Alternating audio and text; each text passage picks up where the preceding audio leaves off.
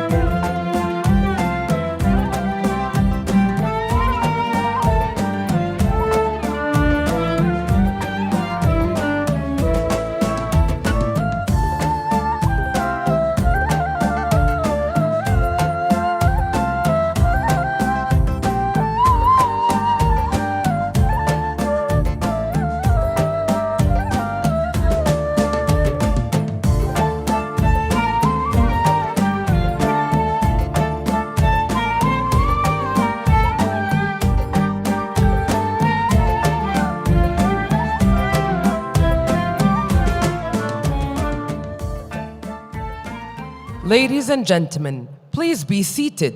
We're gonna commence shortly. Thank you. حضورنا الكرام، الرجاء الجلوس في مقاعدكم. سنبدأ بعد قليل. شكراً لكم.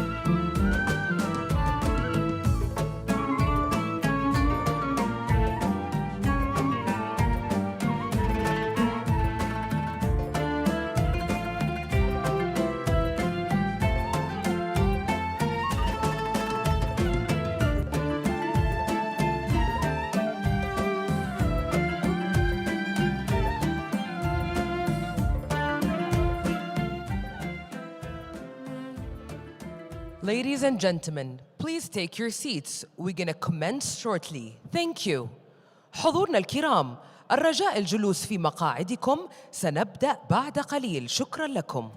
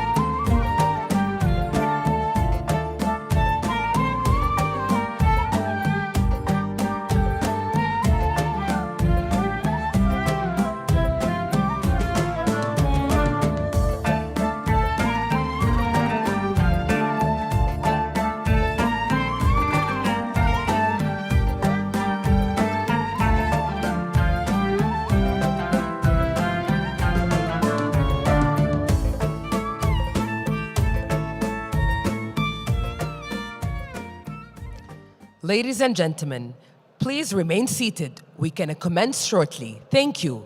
حضورنا الكرام، الرجاء الجلوس في مقاعدكم، سنبدأ بعد قليل. شكراً لكم.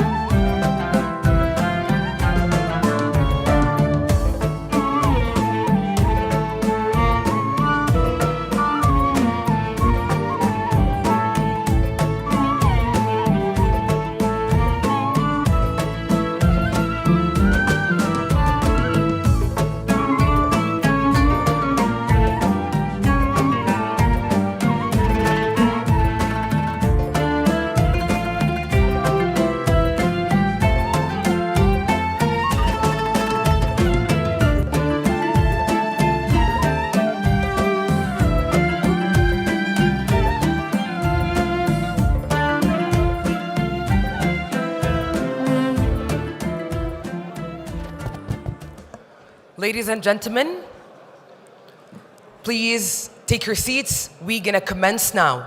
حضورنا الكرام، الرجاء الجلوس في مقاعدكم، سنبدأ الآن. شكراً لكم.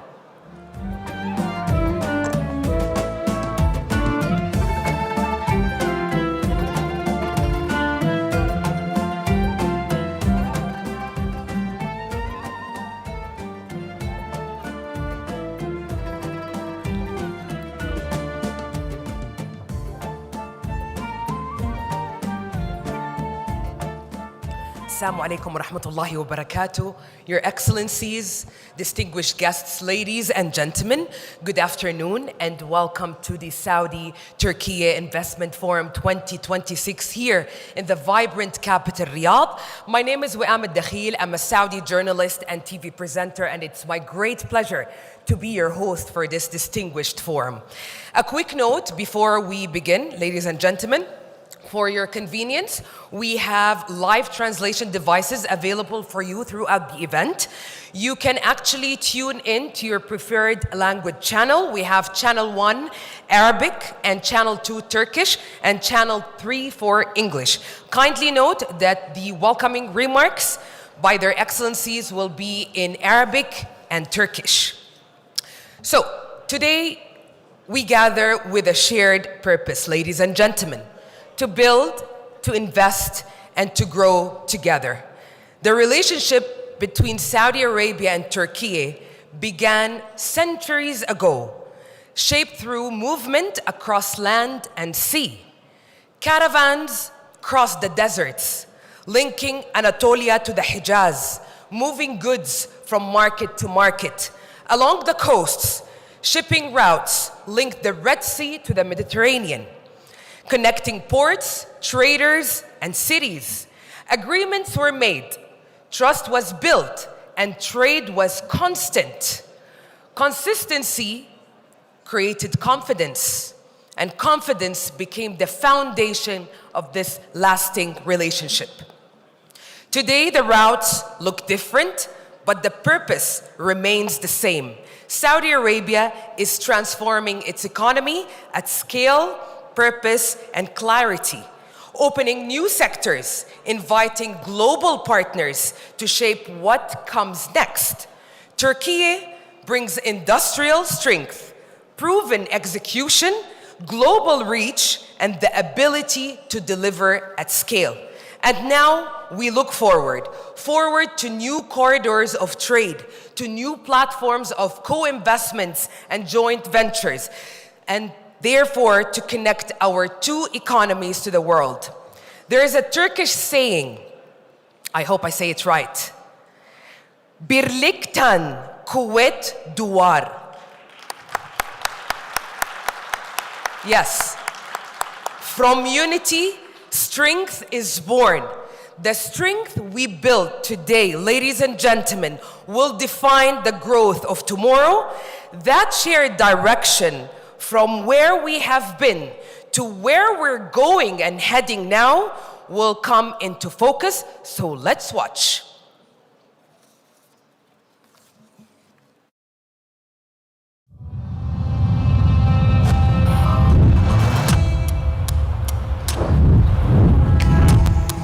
Saudi Arabia and Türkiye.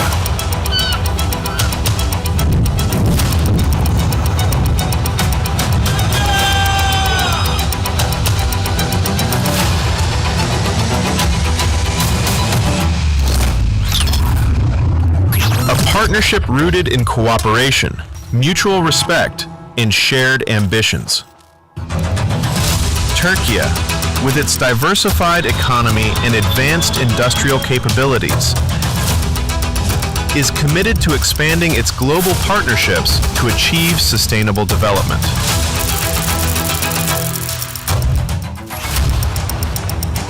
Saudi Arabia is rapidly diversifying under Vision 2030 and welcomes collaboration with Türkiye to drive innovation and economic development.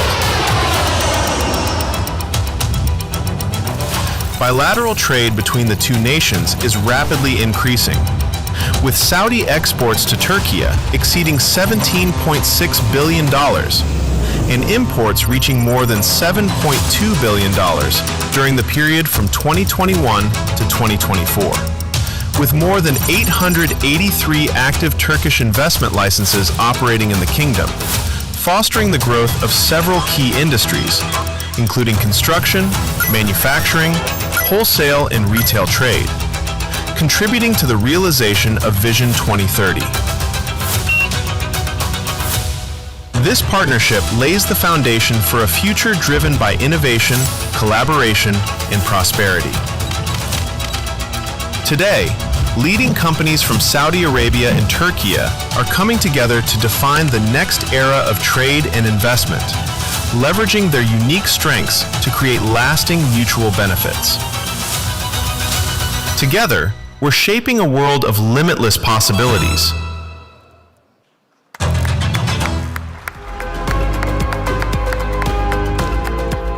Indeed, together we are shaping a world of limitless possibilities and opportunities. Distinguished guests, to officially open our proceedings, please join me in welcoming His Excellency Khalid Al-Falih, Minister of Investment of the Kingdom of Saudi Arabia.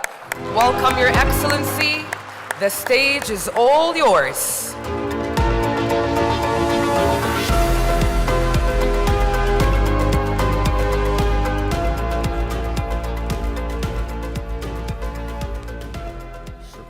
وعام بسم الله الرحمن الرحيم الحمد لله والصلاة والسلام على رسول الله. معالي أخي العزيز الأستاذ الدكتور عمر بولات وزير التجارة التركي، أصحاب المعالي والسعادة، سعادة رئيسي مجلس الأعمال السعودي التركي الأستاذ هاشم سونغو والأستاذ سامي محمد العصيمي، ضيوفنا الكرام من تركيا الشقيقة، وأيضا أخواني وأخواتي ممثلي القطاع العام والخاص من المملكة العربية السعودية. أحييكم جميعا تحية الإسلام، والسلام عليكم ورحمة الله وبركاته. يسعدني معالي الوزير والضيوف الكرام أن أرحب بكم وبجميع الأخوة من تركيا الشقيقة في بلدكم الثاني المملكة العربية السعودية، وتحديداً أرحب بالجميع في هذا المنتدى الكبير للاستثمار بين القطاع الخاص السعودي ونظرائهم من القطاع الخاص التركي، الذي ينعقد في مرحلة مزدهرة تمر بها العلاقات السعودية التركية.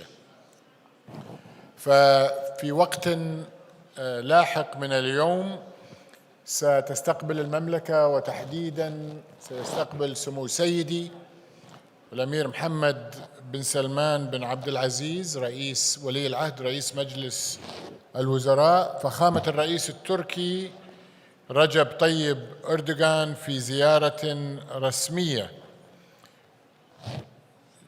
نأمل ونتطلع من خلالها إن شاء الله إلى انطلاق العلاقات الثنائية بين المملكة العربية السعودية وتركيا من المرحلة المزدهرة التي فيها إلى علاقة استراتيجية أعلى. ولا شك أن هذا اللقاء رفيع المستوى يعكس عمق التوافق السياسي بين بلدينا وقيادتينا، ويؤكد بوضوح التزام القيادتين بالارتقاء بالشراكة التي تجمعنا كما ذكرت إلى مستوى استراتيجي جديد.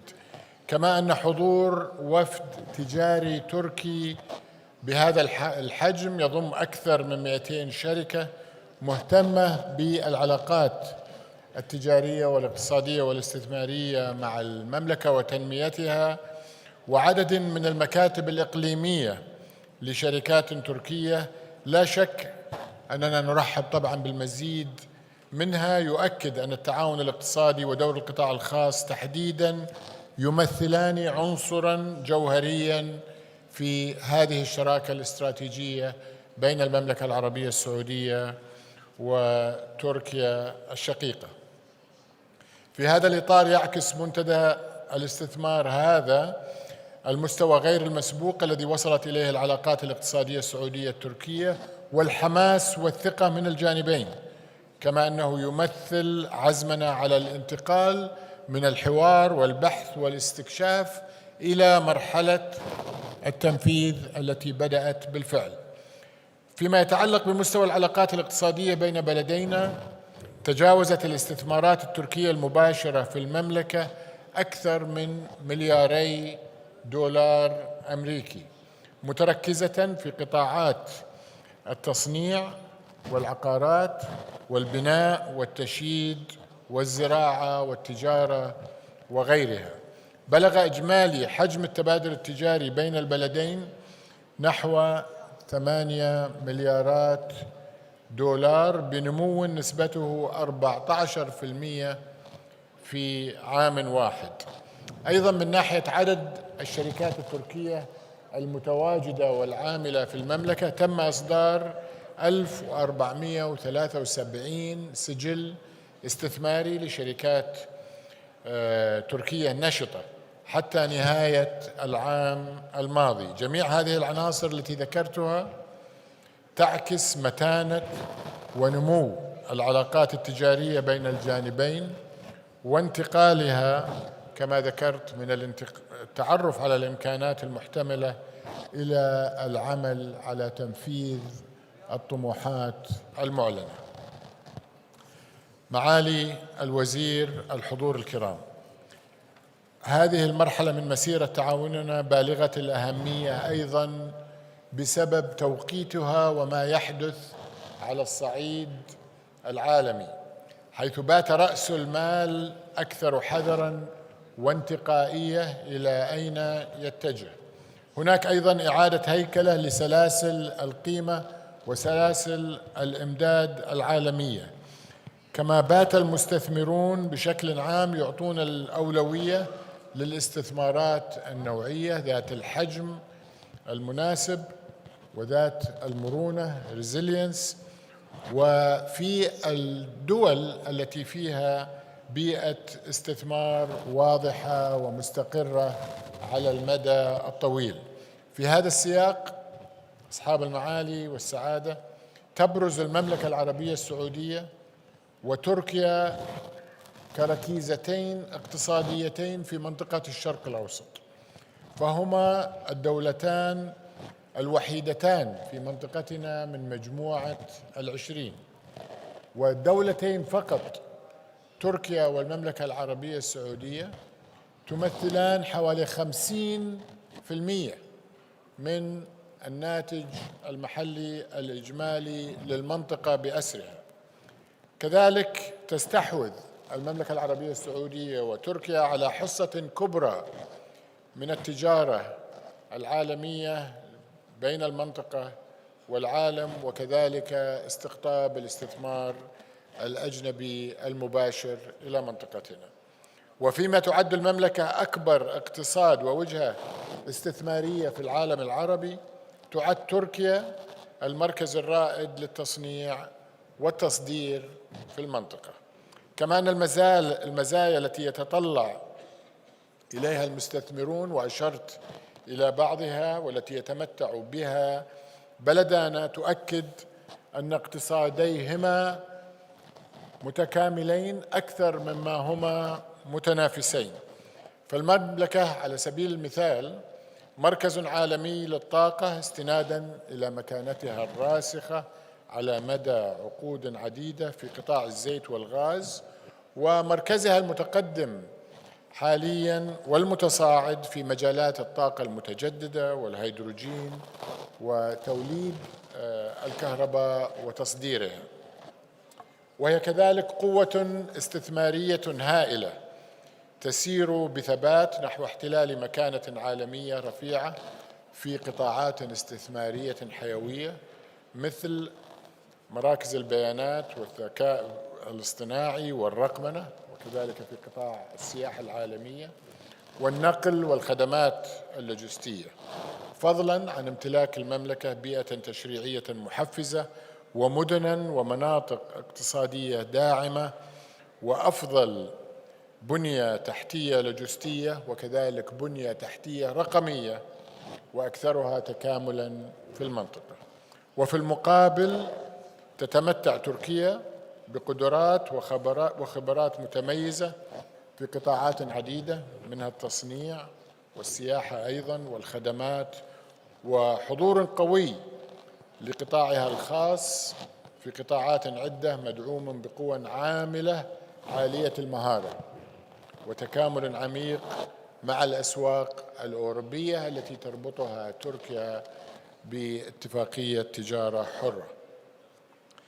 في هذا السياق تأتي رؤية السعودية 2030 داعمة لجهود تحويل الطموحات إلى فرص استثمارية مجدية من خلال خطط واضحة وأطر تنافسية وتنفيذ متسارع لمبادرات رؤية المملكة 2030.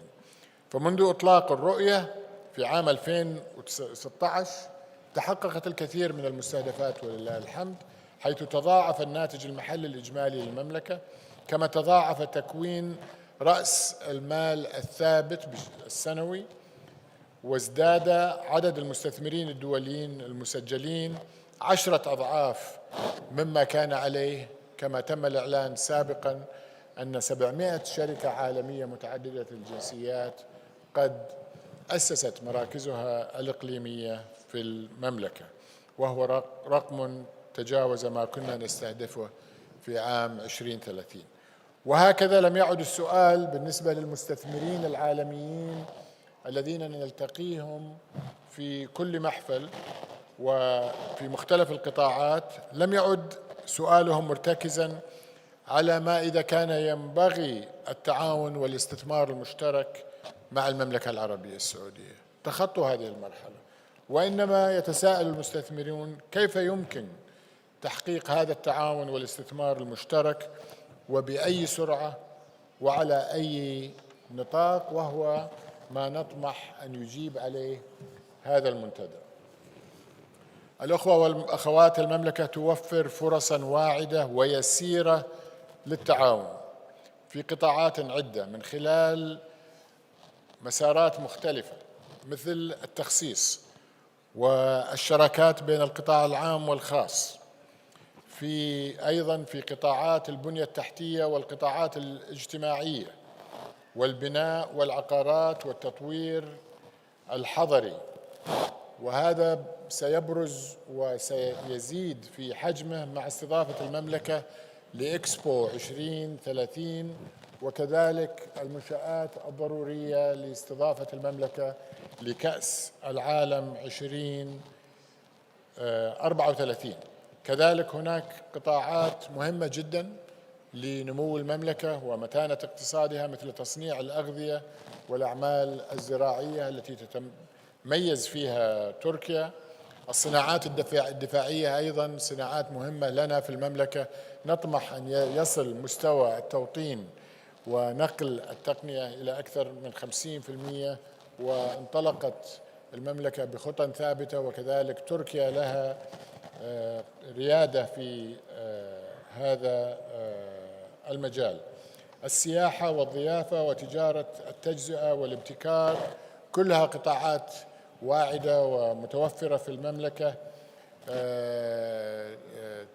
يعني توفر فرص كثيرة لشركات القطاع الخاص التركية المتواجدة معنا. معالي الوزير، الحضور الكرام، في هذا الموقع وأمام 800 شركة من البلدين، أود أن أؤكد أننا في المملكة العربية السعودية حكومة ومواطنين نفتخر بما حققه القطاع الخاص السعودي الذي تعدى مرحلة خدمة الاقتصاد الوطني والإقليمي، وأصبح من خلال الشركات الرائدة السعودية قطاع خاص يخدم تطورات على مستوى العالم. وكذلك أنا متأكد أنك تشاركني الرأي معاليكم بفخرك بالقطاع الخاص التركي الذي نفتخر فيه ونستضيفه اليوم، وله مساهمات كبيرة في المملكة وفي المنطقة وحول العالم.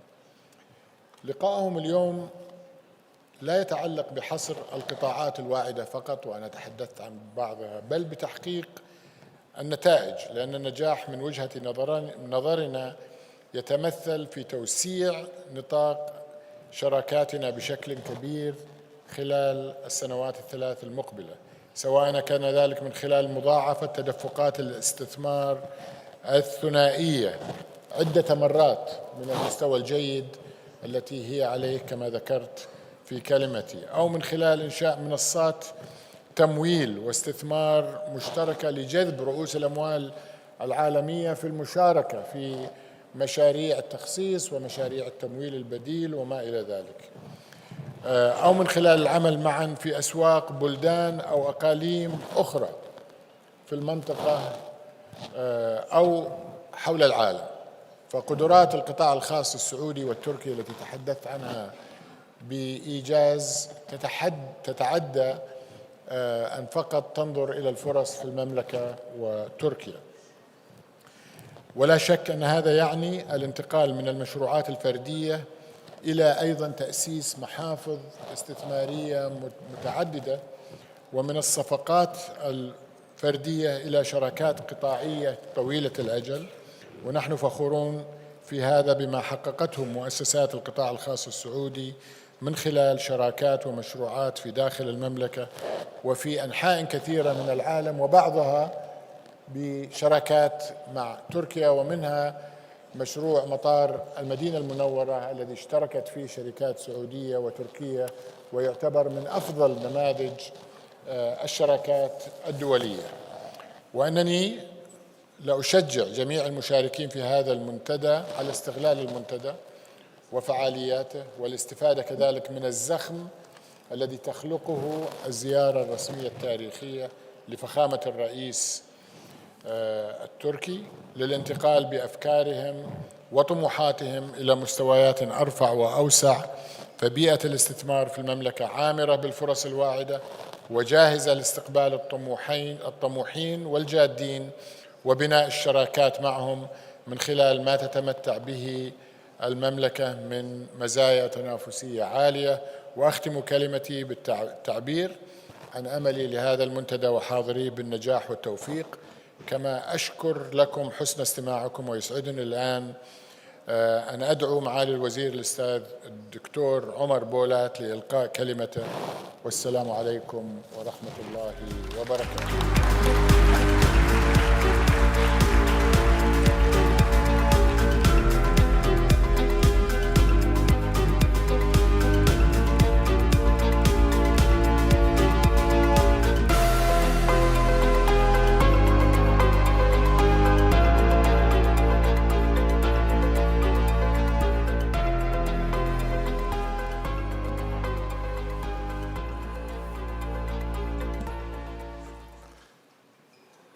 Bismillahirrahmanirrahim. Esselamu Aleyküm ve Rahmetullahi ve Berekatuhu.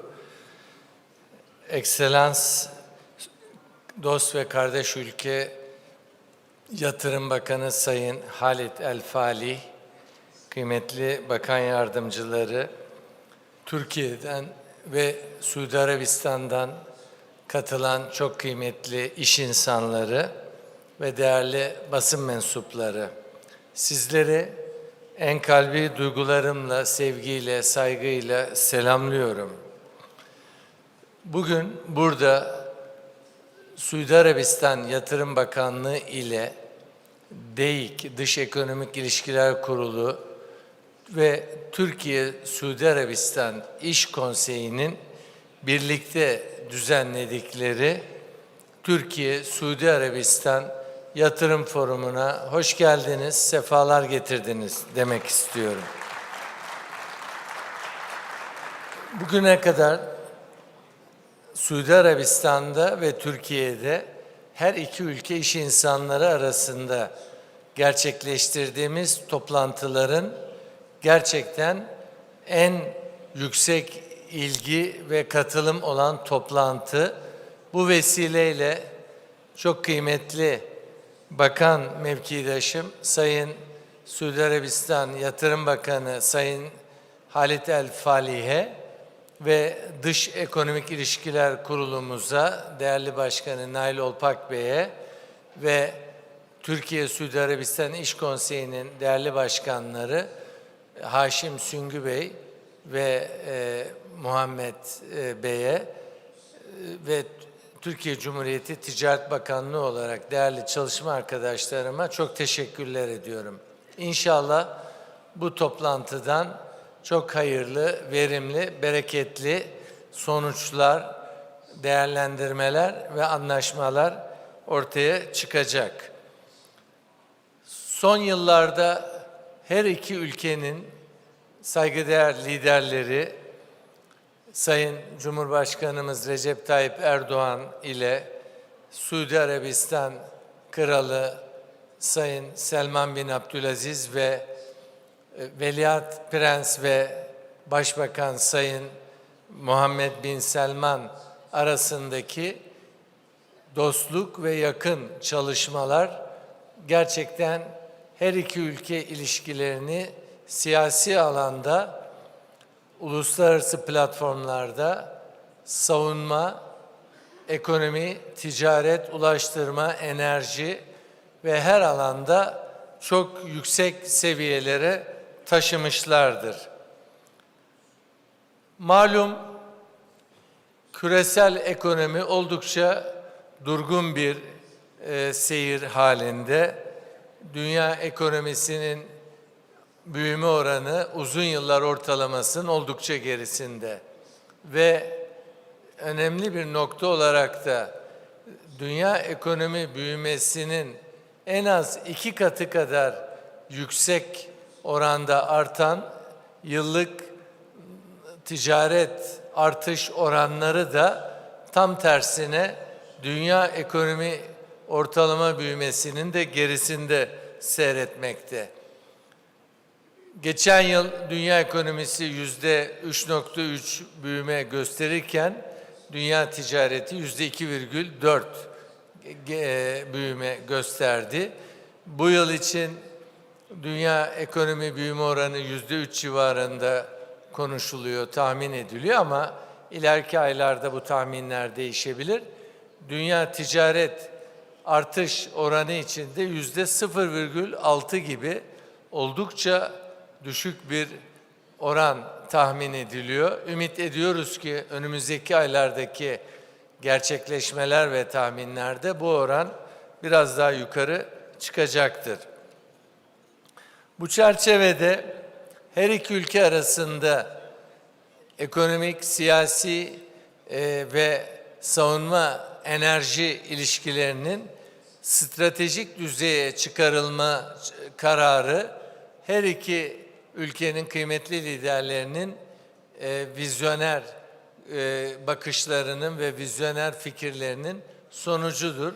Bugün Sayın Cumhurbaşkanımızın Sayın Veliaht Prens'in davetlisi olarak Riyad'da yapacağı bu ziyaret tarihi bir ziyarettir ve her iki ülkenin gerek bakanlıkları arasında gerekse de iş dünyası kuruluşları arasında çok sayıda anlaşmaların imzalanmasına sahne olacaktır. Ve bu anlaşmalarla da Türkiye-Suudi Arabistan ilişkileri inşallah çok daha büyük seviyelere yükselecek ve sarsılmaz dostluğumuz, kardeşliğimiz ekonomik alanda da perçinlenmiş olacaktır. Burada Türkiye-Suudi Arabistan ekonomi ilişkilerine değinmeden önce kısaca burası Türkiye-Suudi Arabistan Yatırım Forumu olduğu için 2025 yılını daha yeni miladi yılı bitirdiğimiz şu dönemde Türkiye ekonomisinin makro durumu ile alakalı kısaca sizlere bilgi vermek istiyorum. Hamdolsun Türkiye'miz Covid salgını başladığından bu yana son 21 çeyrektir ekonomik büyümesini pozitif oranlarda sürdürmektedir. Ve son 23 yılda Cumhurbaşkanımız Sayın Erdoğan'ın yönetimi altındaki dönemde Türkiye yıllık ortalamada %5,4 reel büyüme kaydetmiştir. Ve toplam milli gelirini bu dönemde 238 milyar dolardan 1 trilyon 550 milyar dolar seviyesine yükseltmiştir. Sayın Bakanımızın da ifade ettiği gibi Türkiye ve Suudi Arabistan gerek İslam dünyası içinde 57 ülkeli İslam dünyası içinde en önemli sanayi, ekonomik büyüklük anlamında, sanayi üretimi anlamında, enerjide en önde gelen ülkelerin başında gelmektedirler. Aynı şekilde her iki ülke G20 üyesi olarak İslam dünyasının Endonezya ile de birlikte G20 grubu içinde temsilcisi konumundadırlar. Kişi başına milli gelirde bu 23 yılda Sayın Erdoğan döneminde 3.600 dolardan 18.000 dolara yaklaşmıştır. Bu yılda 2025 yılını %3,7 civarında bir büyüme ile ilk 9 ay sonunda kapattık. Yıl sonu rakamları da bir ay sonra açıklanacak. Türkiye'nin ekonomide kaydettiği bu büyük gelişme ve büyümede dışa açık, ihracata dayalı büyüme modeli, uluslararası yatırımlar ve yerli yatırımların teşvik edilmesi, reformlar, Avrupa Birliği ile 30 yıldan bu yana devam ettirilen Gümrük Birliği'nin önemli katkıları olmuştur. Dış ticaret alanında 2025 yılı sonunda Türkiye toplamda mal ve hizmetlerin ihracat ve ithalat toplamı olarak 820 milyar dolarlık bir dış ticareti temsil etmektedir. Yani bu dış ticaret rakamı Türkiye'nin milli gelirinin yarısından daha yüksek bir orana tekabül etmektedir. Mal ihracatı olarak 273,5 milyar dolar, hizmet ihracatı olarak da 123 milyar dolar, toplamda 397 milyar dolar, yani 400 milyar dolara yakın bir ihracat ve 420 milyar dolara yakında mal ve hizmetlerde ithalat kalemleri vardır.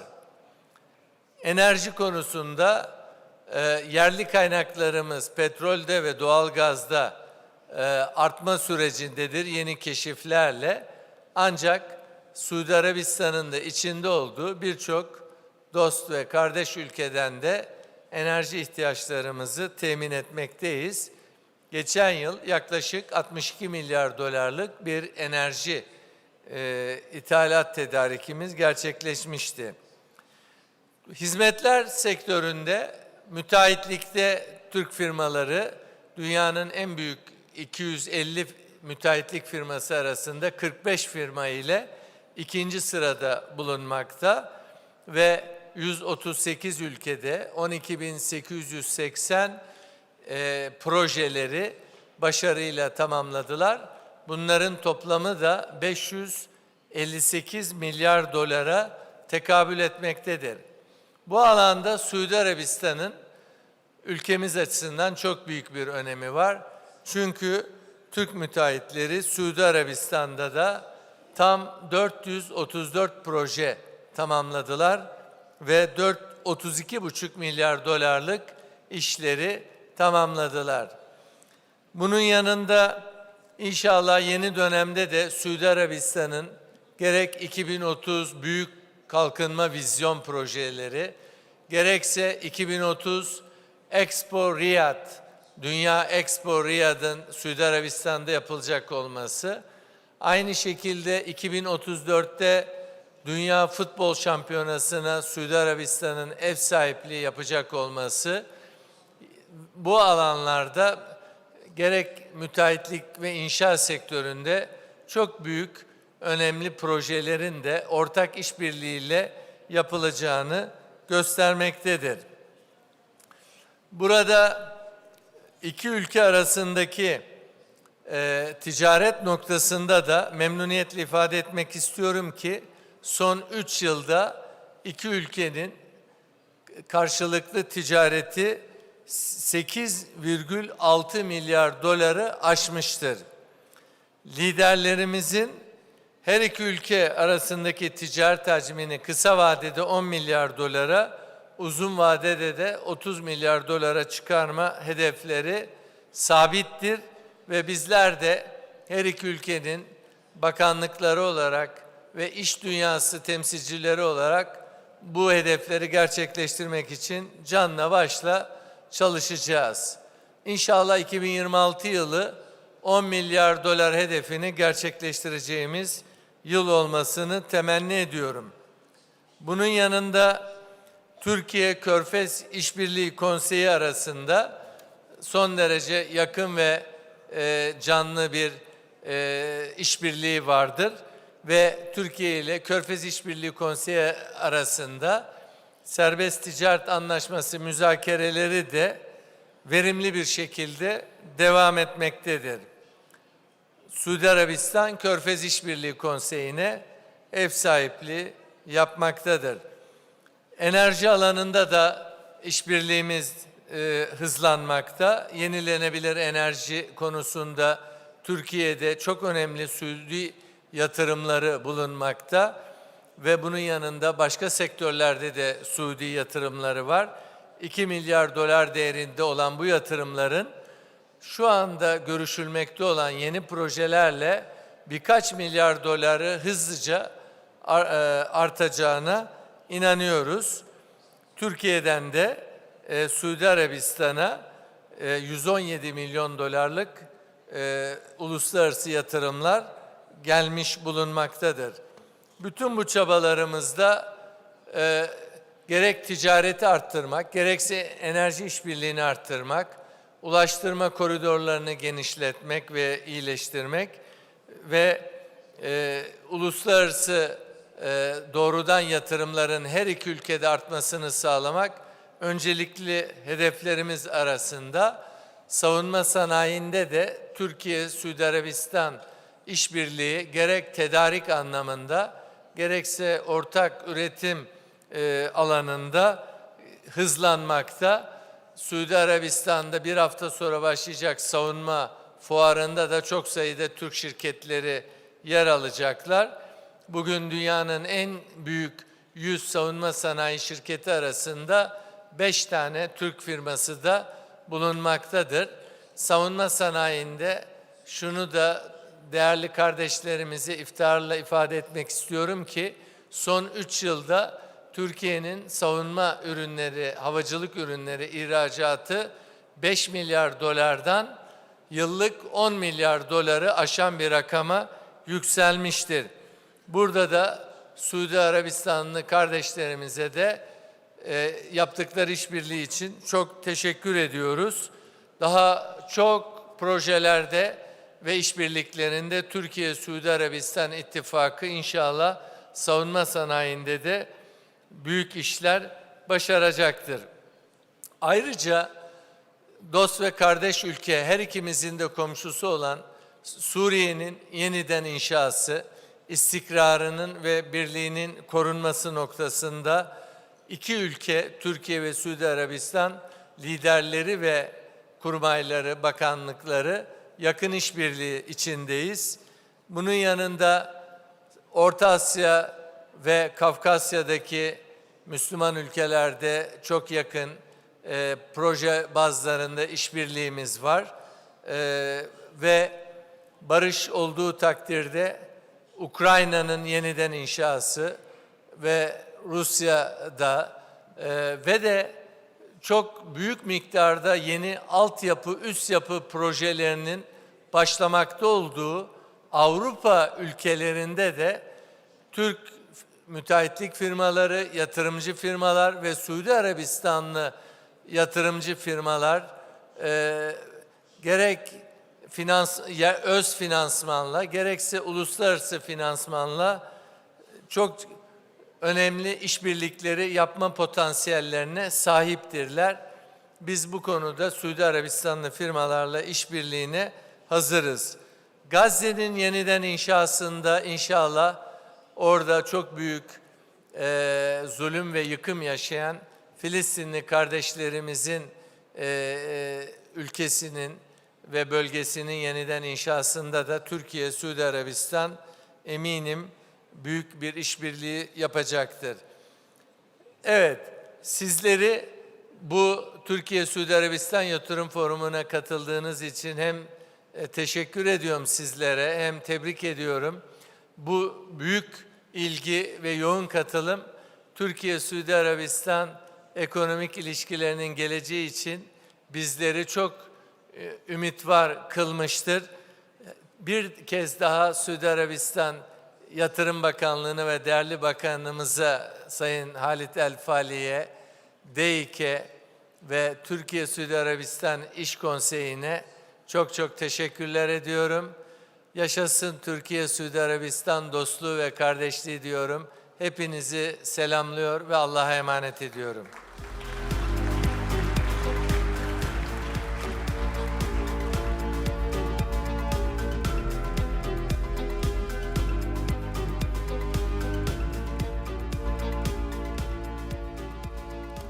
Thank you, Your Excellency, Professor Dr. Omer Bulat, for your forward-looking remarks. Ladies and gentlemen, we just heard from our distinguished ministers, His Excellency Khalid Al-Falih and His Excellency Dr. Omer, a great reflection actually on how Strong economic relations are built not only on opportunity, but on mutual confidence and shared ambition, and above that, a commitment to grow together in a changing global landscape. And now, it is my pleasure to welcome Mr. Nail Olpak, President of DAIC, which is Foreign Economic Relations Board. Welcome. It's a great pleasure having you with us today. Hoş geldiniz.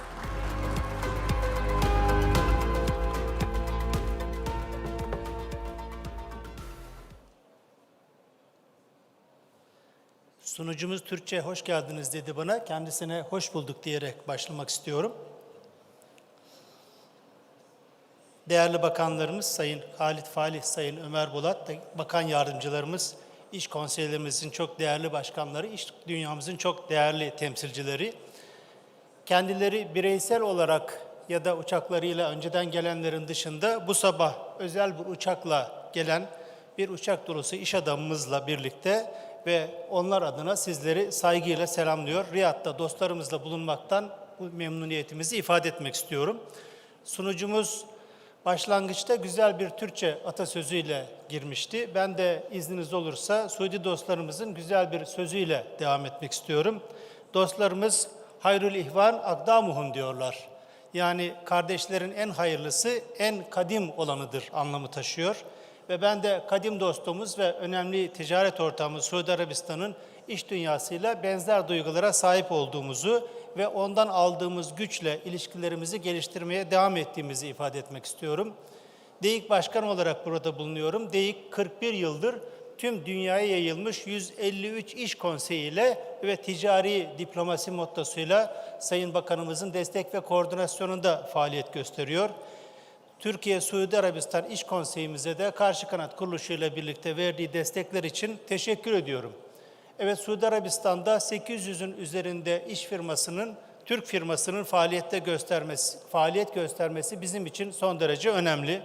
İkili ticaretimizi biraz önce Sayın Bakanımız ifade etti. 8 milyarı geçtik, ilk hedef 10 milyar, sonraki hedef 30 milyar diye. Elbette bu çerçeve içerisinde yine ifade edilen Körfez Arap Ülkeleri İşbirliği Konseyi ile müzakere edilen serbest ticaret anlaşmasının sonuçlanmasının bu rakamı daha yukarılara çekeceğine inanıyorum. Tabii burası bir yatırım forumu. Sadece ticari ilişkilerimizi konuşmayacağız. Müteahhitlik dahil olmak üzere tüm sektörleri konuşuyoruz ve bizi heyecanlandıran elbette Suudi Arabistanlı dostlarımız kadar Suudi Arabistan'ın 2030 vizyonu ve sonrası son derece önemli. Bir başka başlığı yeri gelmişken ifade etmek isterim. İlişkilerin gelişmesinde finansman ve bankacılığın rolü büyük. Ziraat Bankamızın Cidde'de bir şubesi var, ondan memnunuz. Dostlarımız, arkadaşlarımız acaba ayrıca Riyad'da da bir şube olabilir mi diye bize talepte bulunuyorlar. Biz de yetkililerimize bunu ifade edeceğiz. Ben bir hususu kısaca takdirinize sunmak istiyorum. Sayın Bakanlarımız da ifade ettiler. Maalesef belirsizliklerin arttığı ve öngörülemezliğin adeta yeni normal olduğu bir süreci yaşıyoruz. Ki iş dünyaları olarak da hiç arzu etmediğimiz konu belirsizliktir. Böylesi bir sürecin en önemli stratejisi nedir diye sorarsak kendimize, zannederim güvenilir ortaklarla daha fazla birlikte olmaktır diye ifade edebiliriz. Bu noktada Türkiye ve Suudi Arabistan birbirleriyle dostluğu ve güvene sahip iki ülke.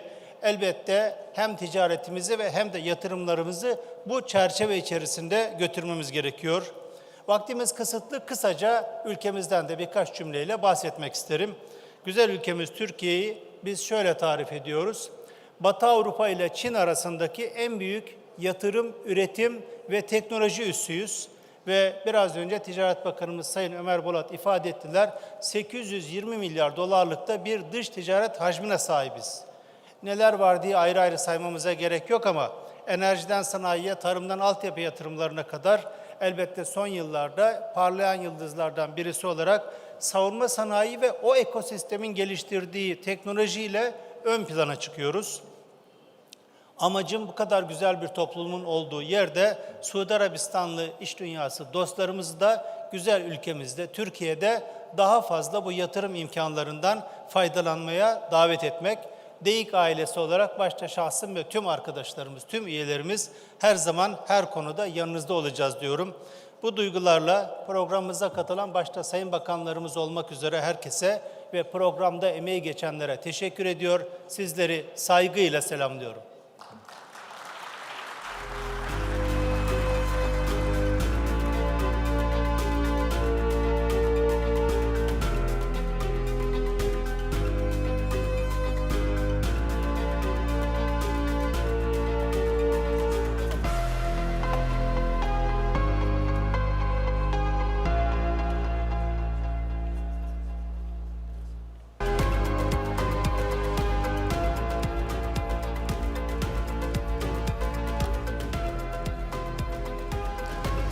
Thank you, Mr. Nail Olpak, for your insightful remarks. You have given our audience, investors, policymakers, and industry leaders much to reflect on as we continue today's program and discussions.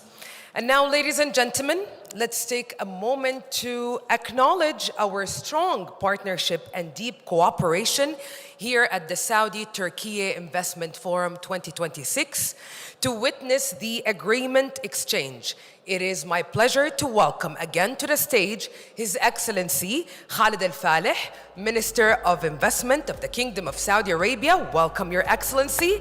And His Excellency Professor Dr. Ömer Bolat, Minister of Trade of the Republic of Turkey. Welcome again.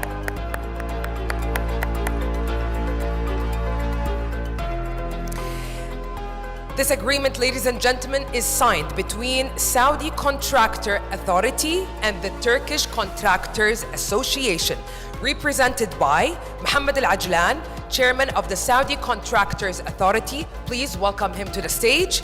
And we have also with us Mr. Ardan Erin, the President of the Turkish Contractors Association. Welcome.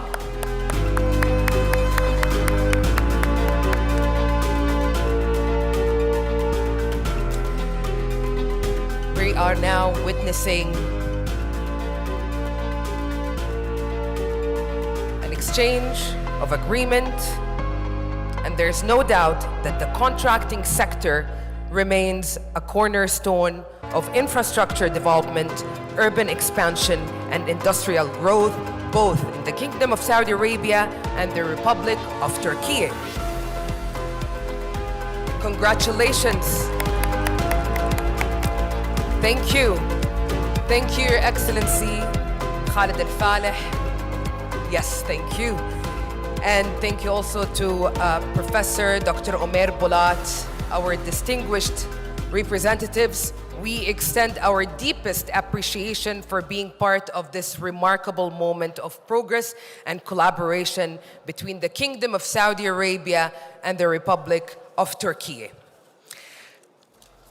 And now, ladies and gentlemen, we will focus next on opportunity, clearly, directly, and practically. Saudi Arabia is delivering a strategic investment agenda, opening priority sectors, enabling private capital, and building long-term platforms for global partnership. Our next speaker will outline the opportunities are how investors can engage and be part of this momentum, and how the kingdom is also supporting investment across key sectors. So please join me in welcoming Sam Al-Asaymi, Chairperson of the Türkiye Saudi Arabia Business Council. Welcome, the stage is all yours.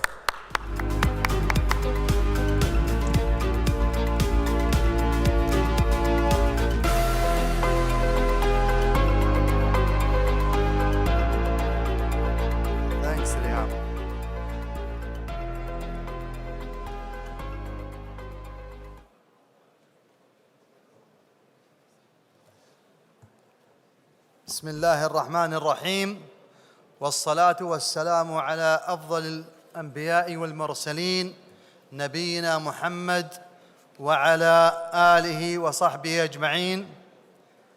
أصحاب المعالي، السيد هاشم سنقو رئيس مجلس الأعمال التركي السعودي، السيدات والسادة، الحضور الكريم، يسعدني ويشرفني أن أرحب بكم جميعاً في منتدى الاستثمار السعودي التركي الذي يجمعنا اليوم في مدينة الرياض في إطار حرصنا المشترك على تعزيز علاقات التعاون الاقتصادي والاستثماري بين المملكة العربية السعودية وجمهورية تركيا، وبما يعكس عمق العلاقات التاريخية التي تجمع البلدين الصديقين. أصحاب المعالي، السيدات والسادة، الحضور الكريم، إنه منذ انطلاق مجلس الأعمال السعودي التركي قبل أكثر من عقدين وما شهده من مراحل تطوير مستمرة، شكل خلالها المجلس منصة فاعلة لتقوية جسور التواصل بين مجمل القطاعات في البلدين وبحث الفرص الواعدة ومعالجة التحديات وبناء شراكات استراتيجية مستدامة تسهم في دعم النمو الاقتصادي وخلق فرص نوعية للطرفين. وبناء على هذه الجهود فقد بلغ حجم التبادل التجاري بين المملكة العربية السعودية وجمهورية تركيا أكثر من 8 مليارات دولار في عام 2025، محققاً معدل نمو سنوي مركب بلغ أكثر من 10% في السنوات الخمس السابقة، مما يعكس الزخم المتصاعد في العلاقات التجارية بين البلدين. ولقد نما التبادل التجاري خلال ال3 سنوات تقريباً الدبل، يعني من 4 مليار إلى 8 مليار في ال3 سنوات السابقة. ولقد تطور النشاط الاستثماري بين البلدين، حيث ارتفع عدد الشركات السعودية من 11 شركة في 2011 إلى أكثر من 1470 شركة في عام 2024، ونحن جدا سرورين بهذا الأرقام الكبيرة جدا، باستثمارات تقريبا في حدود 18 مليار دولار مستثمرة في قطاعات متنوعة من أهمها الزراعة والعقار والطاقة، كما استقطبت بيئة الأعمال بالمملكة نحو أكثر من 400 شركة تركية للاستثمار في السوق السعودي في عدة قطاعات، أهمها التشييد والبناء والصناعات التحويلية وتجارة الجملة والتجزئة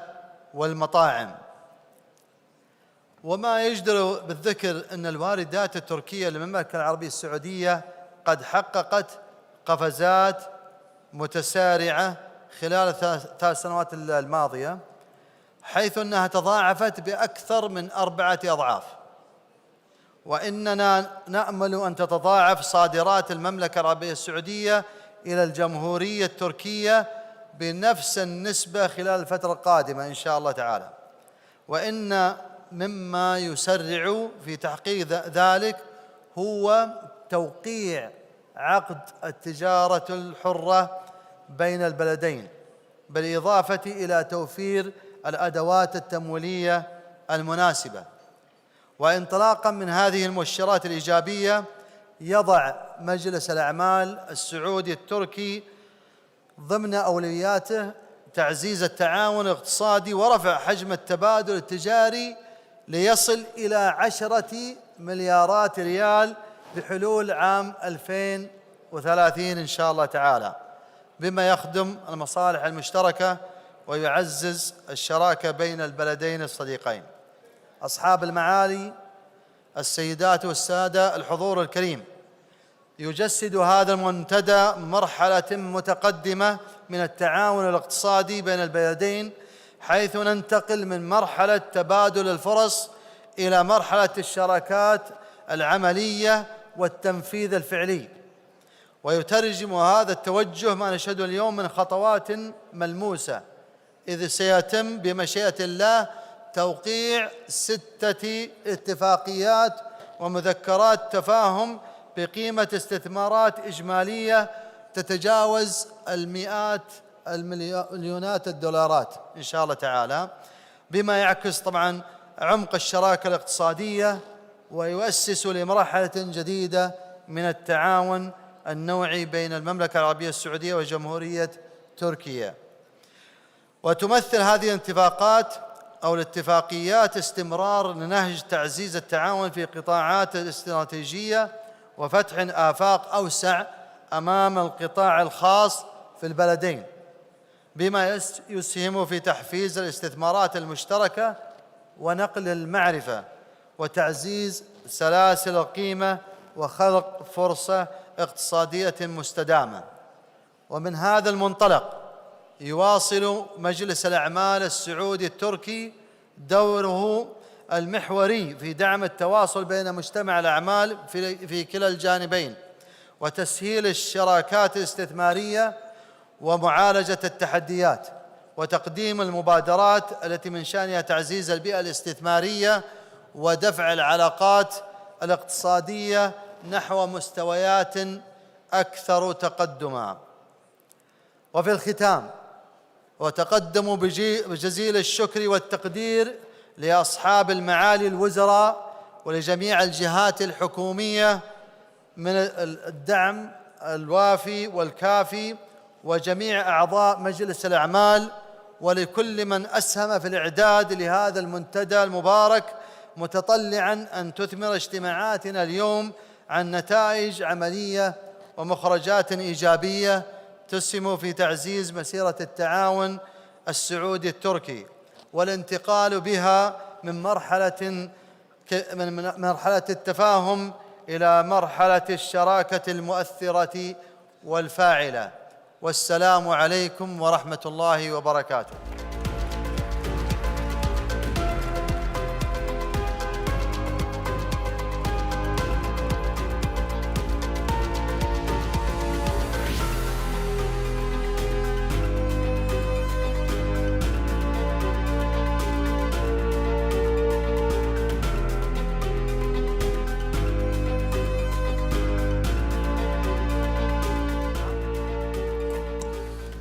شكرا لك أستاذ سامي على هذه الكلمة المهمة بمضمونها وتوقيتها أيضاً، وضعت إطاراً ملهماً وواضحاً ليوم حافل إن شاء الله بالعديد من الحوارات، الفرص والشراكات بين البلدين.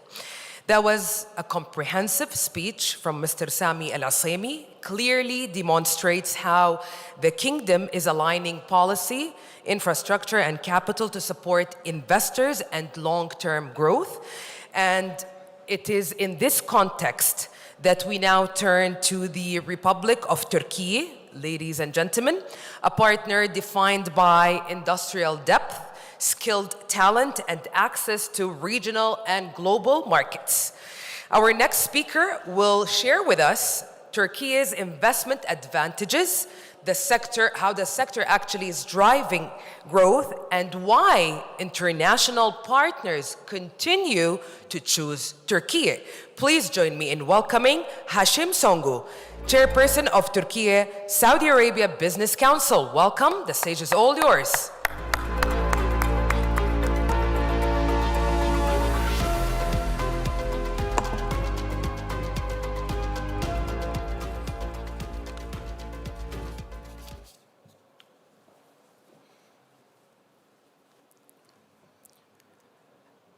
أصحاب المعالي وأصحاب السعادة، السلام عليكم ورحمة الله وبركاته.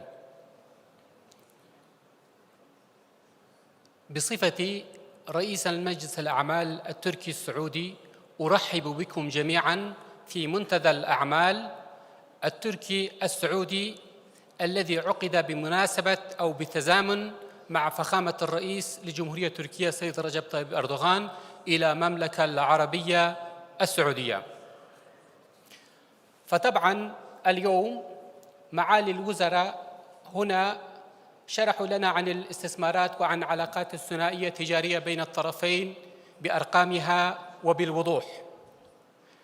واليوم هنا أنا أريد أشرح لكم شوي عن مجلس الأعمال التركي السعودي وماذا نعمل نحن وماذا هو هدفنا في المجلس. مجلس الأعمال التركي السعودي هو أسس في سنة 2003، فمنذ 23 عام مجلس الأعمال التركي السعودي بالاستمرار شغال على قطاع الخاص. فمجلس الأعمال التركي السعودي هو طبعاً من هذيك اليوم إلى الآن يشتغل في مجالات عديدة وخاصة في جميع القطاعات. فنحن كمجلس الأعمال آخر السنتين لقد عملنا أكثر من 20 منتدى، وبين هذه المنتديات يعني فعاليات كان 13 فعالية كبيرة جداً. وفي هذه الفعاليات نحن كمجلس الأعمال التركي السعودي جمعنا رجال الأعمال الأتراك مع الأخوة في المملكة العربية السعودية. فمثل ما قال المعالي، تركيا في عدة مجالات طبعاً كشركاتها هي على أرض الواقع موجودة في جميع أنحاء العالم، وعندهم خبرة ونوهاو عالي جداً. واليوم موجود معنا هنا في داخل هذه القاعة شركات عديدة ورؤساء مؤسسات حكومية ورؤساء مؤسسات شركات الكبرى في تركيا. فطبعاً ألقينا نظرة إلى المشاركين من جانب المملكة، كذلك شركات كبرى، شركات ومؤسسات عريقة وذوي النخبة. ولذلك اليوم في هذه المنتدى، بعد المنتدى كذلك يكون عندنا اجتماعات ممكن تكون ثنائية وتعرف على بعض. فهو شركات تركيا حالياً موجود هنا معنا، وطبعاً حققوا أمور عديدة في جميع أنحاء العالم. واليوم نحن أعلنا تقريباً قبل أسبوع، فاليوم موجود معنا أكثر من 200 شخص هنا في المملكة. فمثل ما قال معالي الوزير، التسجيلات شركات تركيا في المملكة وصل إلى 1400 شركة. فبين هذه الشركات مثلا في مجال البناء والبنية التحتية مثل ما قال معاليه، بين أكبر 250 شركة في العالم 45 شركة تركية. هذا رقم عظيم، وهذه الشركات التركية اليوم كلهم موجودين معنا. ولذلك إن شاء الله هنا نشاهد اتفاقيات جميلة، وإن شاء الله هذه الاتفاقيات سوف تتحقق على أرض الواقع.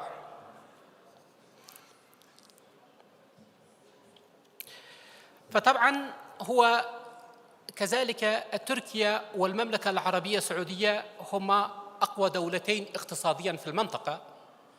فهما في المنطقة الأعضاء الوحيد لمجموعة 20 دولة ولاء يرجع لها، وهو جمهورية تركيا ووطني. والثاني يرجع وفاء لها ومنبع خيري، وهو مملكة العربية السعودية، ونحسبها وطننا ثاني. فطبعاً هذه منتديات طبعاً تفتح أبواب للرجال الأعمال للتواصل مع بعض عشان يفتحوا آفاق جديدة. وأنا من هنا أريد أن أخبركم جميعاً أن نحن كمجلس الأعمال التركي السعودي دائماً في خدمة الطرفين، في خدمة إخواننا من المملكة العربية السعودية في إخواننا من جمهورية تركيا. دائماً نحن معكم، وفي المجلس بدأنا دائماً كذلك ننشر الأمور المهمة الاقتصادية الموجودة في المملكة مع جميع أعضائنا. والسلام عليكم ورحمة الله وبركاته، وشكراً جزيلاً.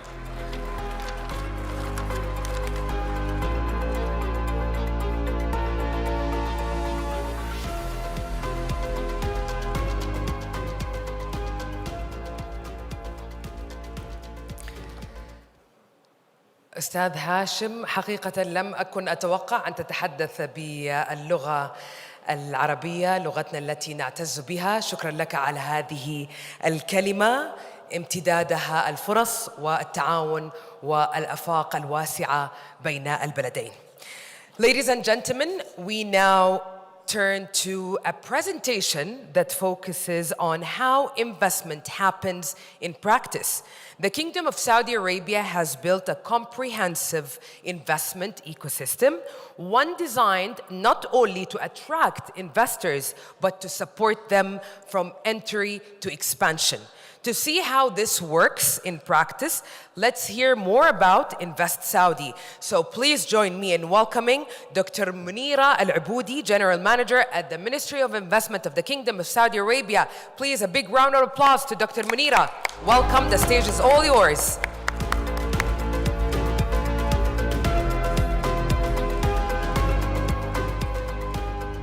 Selamun Aleyküm ve Rahmetullah ve Berekatuhu.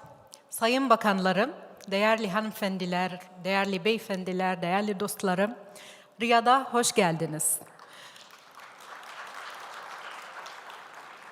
Today, I'll briefly walk you through how Saudi Arabia has built not just opportunities, but a fully enabling investment ecosystem. This is about scale, speed, as well as certainty, three things that global investors care about the most.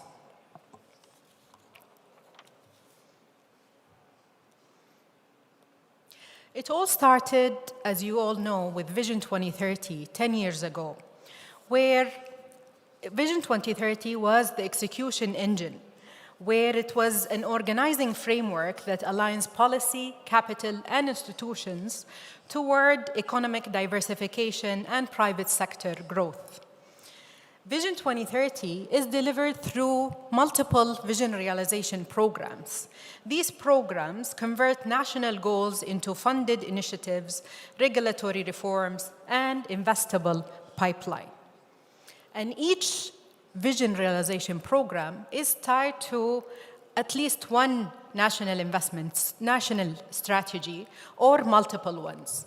For example, for the national investment strategy that MISA is leading along with multiple partners from both public and private sectors, it focuses on multiple key verticals that enable investment across sectors and across multiple value chains. It focuses on investment opportunities, expanding them and clearing them. It focuses on investors, funding, as well as competitiveness and enablers.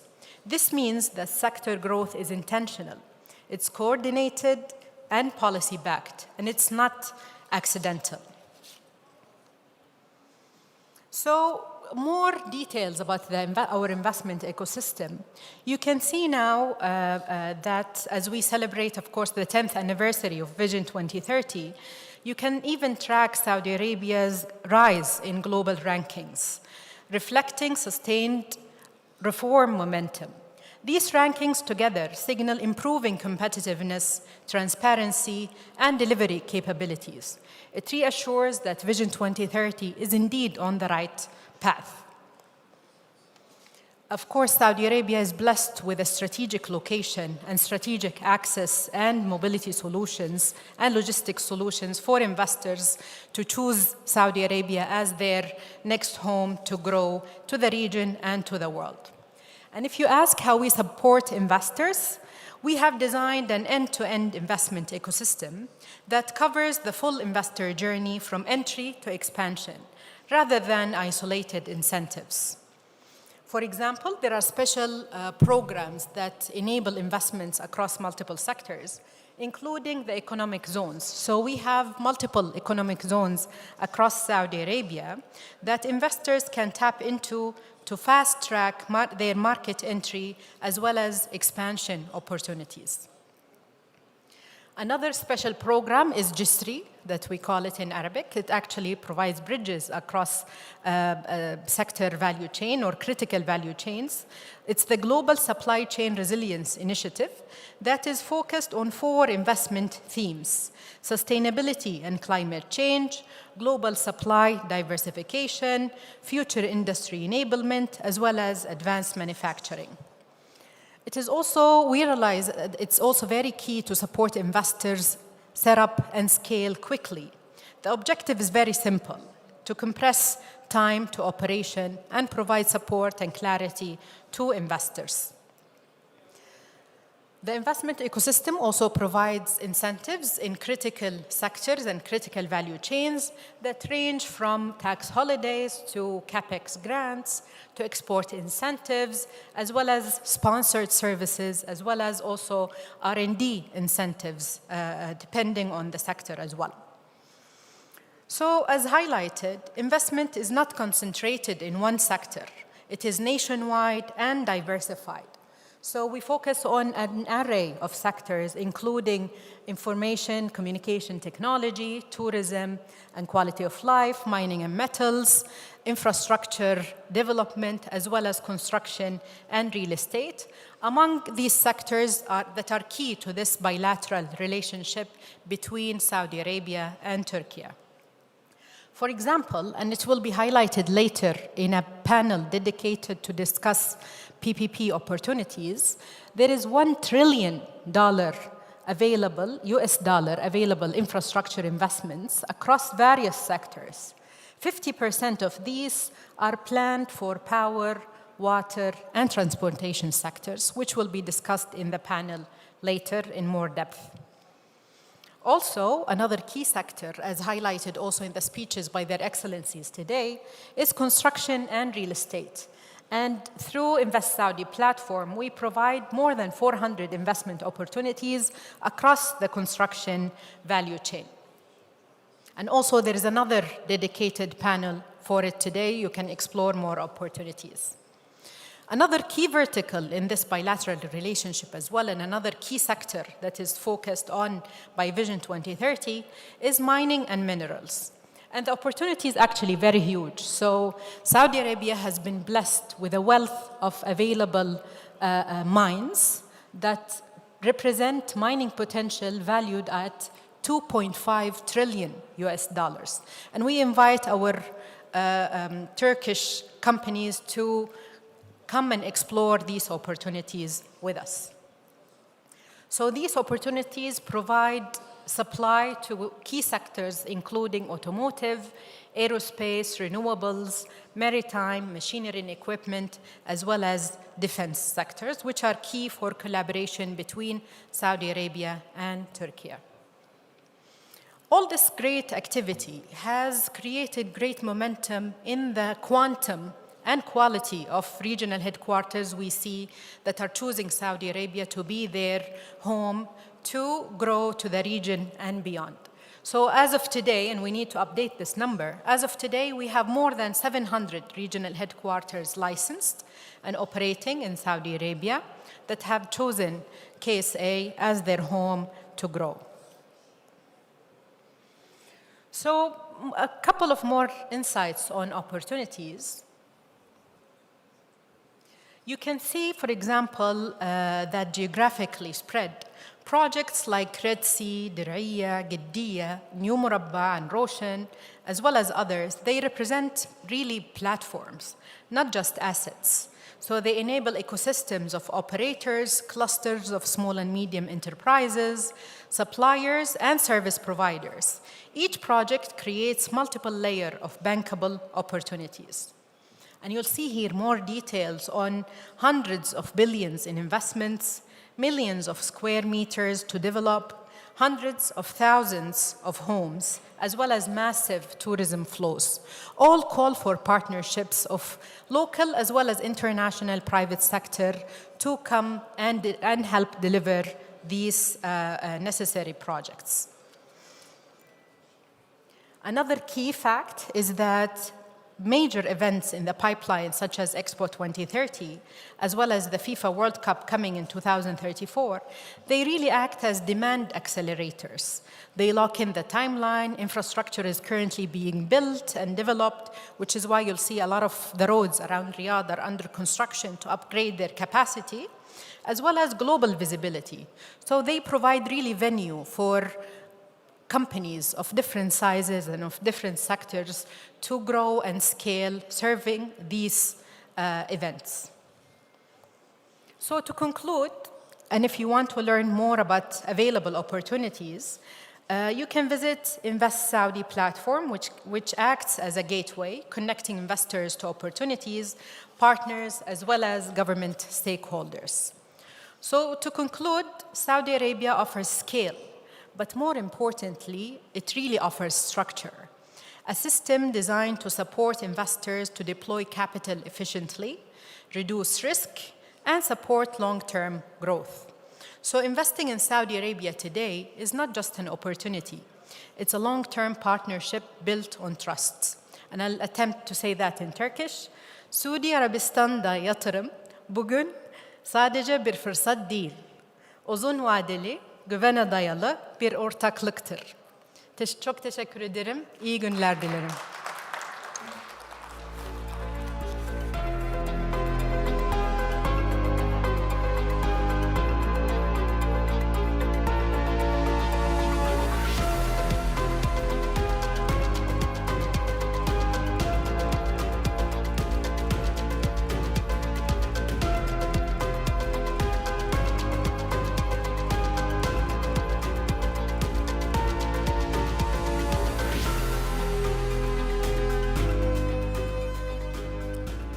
Thank you, Dr. Munira. That was a comprehensive presentation. Highlighted how the Kingdom of Saudi Arabia is creating a structured, investor-focused environment that enables business to grow with confidence and long-term clarity. And now, ladies and gentlemen, we turn our attention to the Republic of Turkey and its distinct position in the global investment environment, bridging Europe, the Middle East, and Central Asia. It is the combination, actually, between location, execution, and scale that continues to attract international investors and long-term partnerships. So please join me in welcoming Ikram Khairi, Assistant Country Advisor at the Investment and Finance Office at the Turkish Presidency. Welcome. The stage is all yours.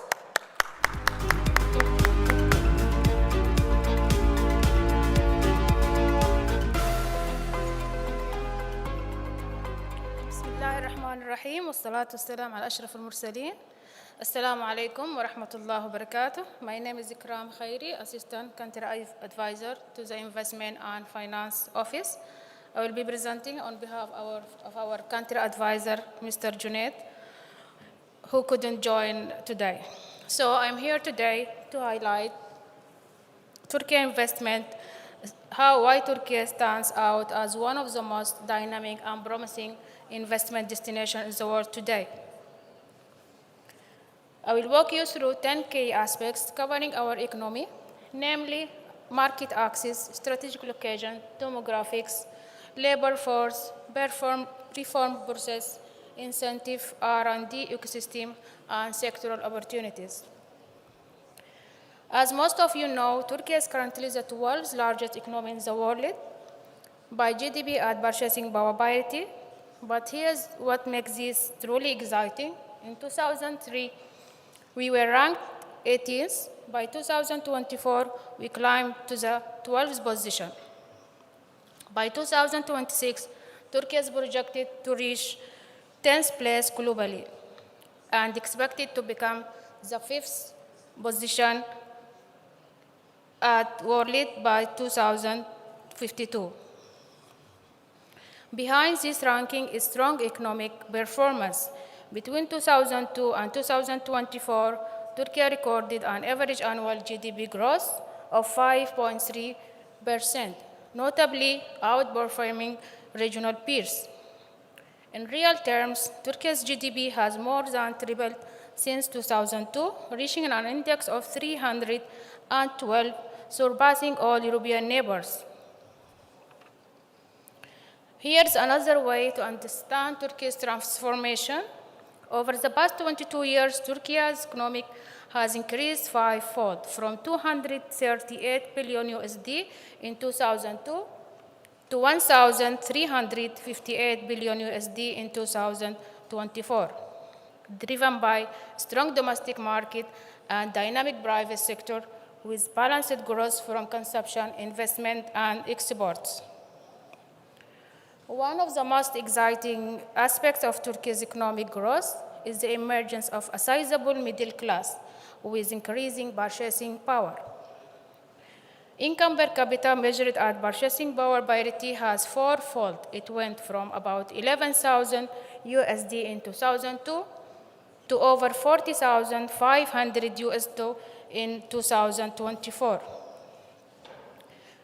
During the same period, aviation passengers went up from 34 million in 2002 to 230 million in 2024. The domestic market is boosted by emerging urban centers. Half of Turkey's population are under the age of 34 years.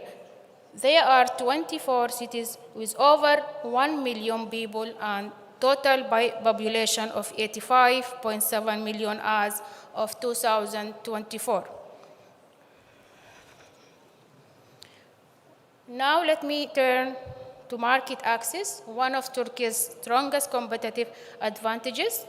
Turkey provides access to three major markets: a domestic market of 85.7 million people, the EU market of 449 million consumers, and the free trade agreement covering an additional 488 million people.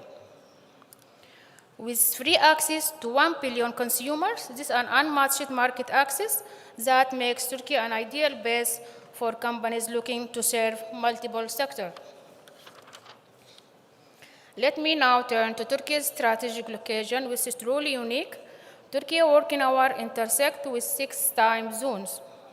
This means that companies based in Turkey can do work and communicate with Europe, Middle East, Africa, and Asia, all within the same working day.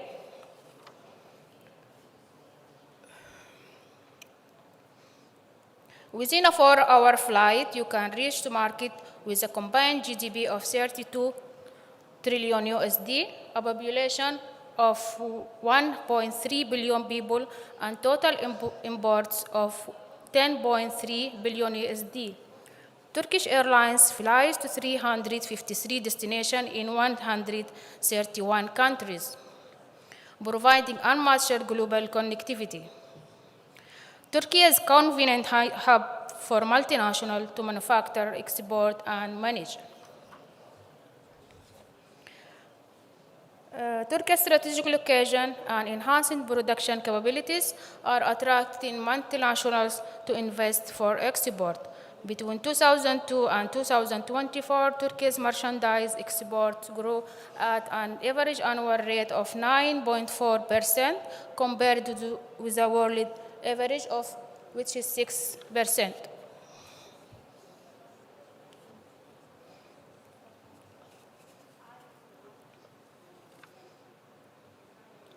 Sorry.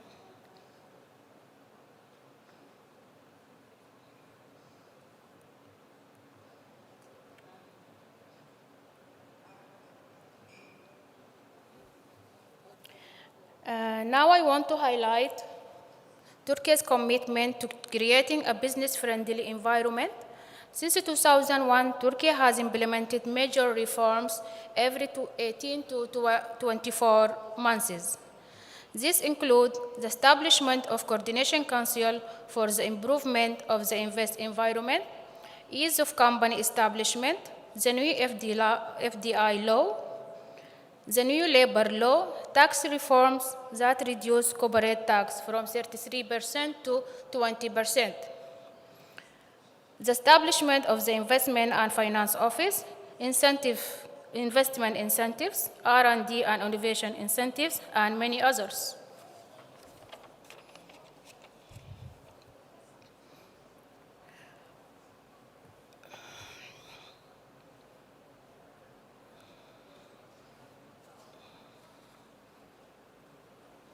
Turkey's FDI law offers strong protection to international investors.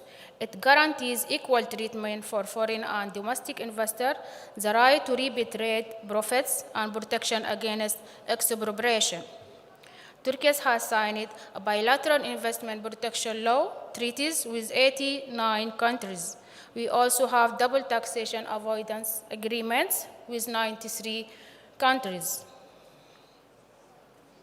Finally, I want to highlight the abundant opportunities in variety of sectors. In aerospace and defense, Turkey has 25 billion USD dollar in defense spending, export of 6.7 billion USD, and is the top UAV exporter in the world with 65% share.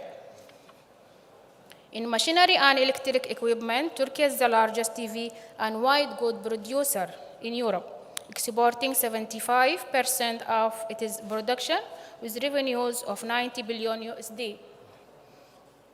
In agro-food, Turkey is the seventh largest agriculture producer in the world and first in Europe, with exports of 32.6 billion USD to around 200 countries.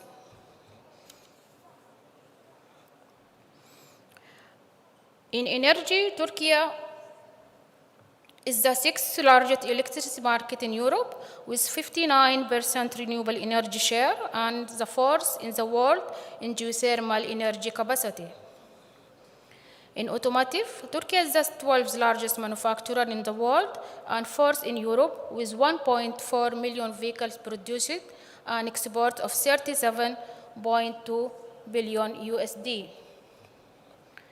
Infrastructure, Turkey has 215 billion USD in PPP contracts, with more opportunities in transport, energy, and health. In ICT sector, the market size is 33 billion USD, with employment of 237,000 people, of which 60% are R&D personnel. What invest in Turkey? We are an investment promotion government agency reporting directly to the president with a private sector approach and with public sector capabilities. We are here to assist you before, during, and after your entry to Turkey.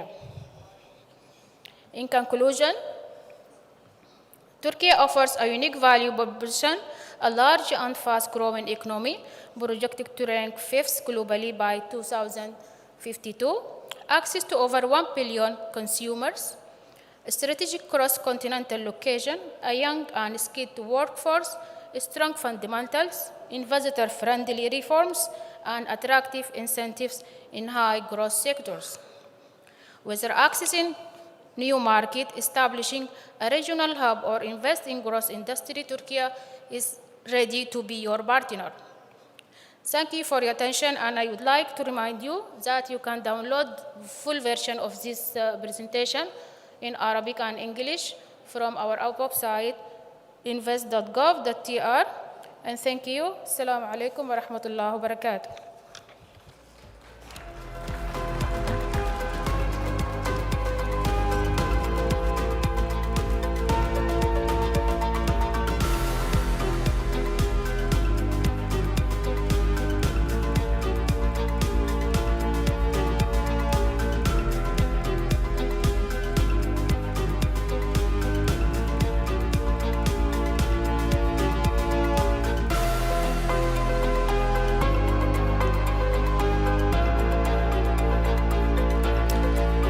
Thank you, Ikram Khairi, for that clear, informative presentation. Provided a really strong perspective on Turkey's investment proportion and its role as a competitive and connected hub for international investors. With this foundation in place, ladies and gentlemen, we will now move into our series of panel discussions with a topic that is essential to turning ambition into reality, mobilizing capital for infrastructure delivery across Saudi Arabia and Turkey. Infrastructure projects are growing in scale and complexity. Delivering them successfully requires more than funding. It requires the right structures, effective risk allocation, and alignment between public objectives and long-term private capital. This panel will explore and delve into how public-private partnerships Innovative financing mechanisms and bankable project structures can accelerate the delivery and unlock investment. Priority infrastructure. In a moment, the stage will be set and we will kick off our first panel discussion.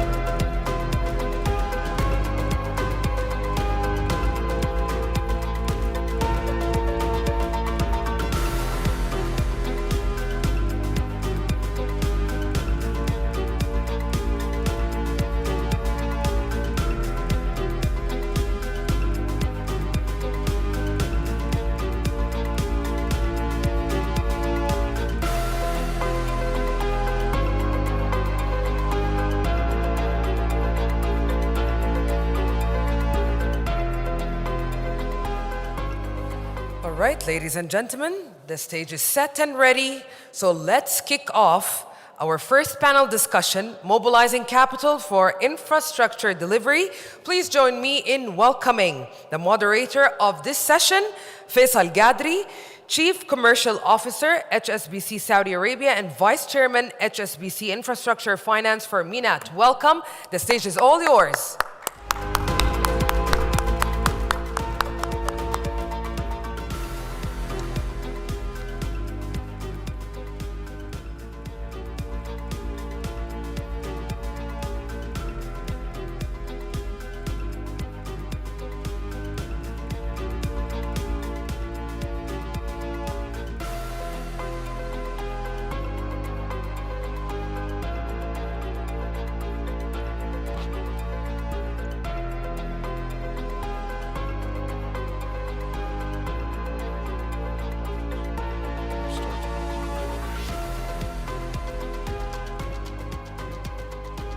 Bismillah ar-Rahman ar-Rahim.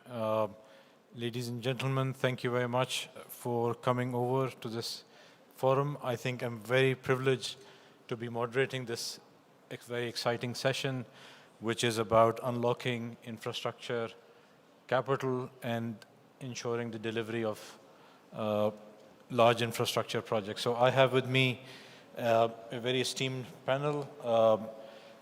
Mr. Salman Al-Badr, I'll go into and introduce them. Mr. Salman Al-Badr, who heads up the Infrastructure Advisory at the National Center for Privatization.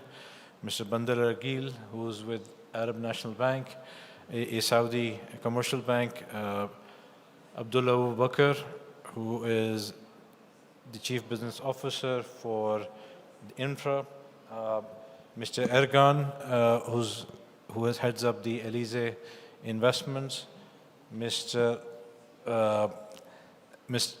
Reha, who is board member of IC Holding, and Mr. Sami Ozge, who's a board member of Yapi Merkazi, a very large construction conglomerate. I'll get into, what we're going to discuss in this session is about how what are the opportunities in Saudi Arabia? What are the facilitators available here, and how they can be partnerships with Turkish companies and attracting foreign direct investment in the kingdom. So without further ado, I'll have the first question over to Mr. Badr. Salman, what I would like to understand is there's been a recent announcement regarding conclusion of the privatization, first phase of the privatization, and the start of a new implementation phase. What will be the key difference going forward, and what have been your successes in the past? If you can share some of the key sectors that have been identified and how investors can focus on those sectors. Thank you very much. Assalamu alaikum. So as you mentioned, we're moving from the foundation phase, which of course it was born out of Vision 2030. Shortly after the announcement of Vision 2030, the National Center for Privatization was established in the privatization program as well, to be the custodians in terms of developing the ecosystem around delivering projects through private sector participation. And one of the first things we did was establish the governance framework. We then developed the private sector participation law, which was enacted in 2021 and then updated subsequently. But all the while, we started the execution quite early. So we targeted initially 10 sectors for private sector participation. That's now grown to 18 sectors. And these sectors range from economic infrastructure sectors like transportation and logistics, with everything that's under that, from airports, roads, rail, etc., all the way to utilities, water projects, and social infrastructure projects such as healthcare, education, sports, and so on. Since the establishment of NCP, we've awarded about just over 90 contracts to date. Private sector investment as a result of these contracts is close to $50 billion. So while we're entering an accelerated execution phase, I think the execution started already, alhamdulillah, and we did a lot of Pathfinder projects, first of its kind, and the next phase there will be more delivery focused on the largest impact projects, and the ones that are easier, or ease of execution also is a key factor in terms of that prioritization. Some of the key sectors that we look forward to developing include, for example, the transportation sector, where we have a couple of airport projects. Abha and Taif are in the market. Qasim is coming shortly. On the roads, we have Asir Jazan, which is in the procurement stage already, in addition to other transformational projects in rail, such as Q Express, and the land bridge, which is also in the early stages of development. We've been very blessed to have strong participation from Turkish companies to date. A few years ago, it was a lot of expressions of interest.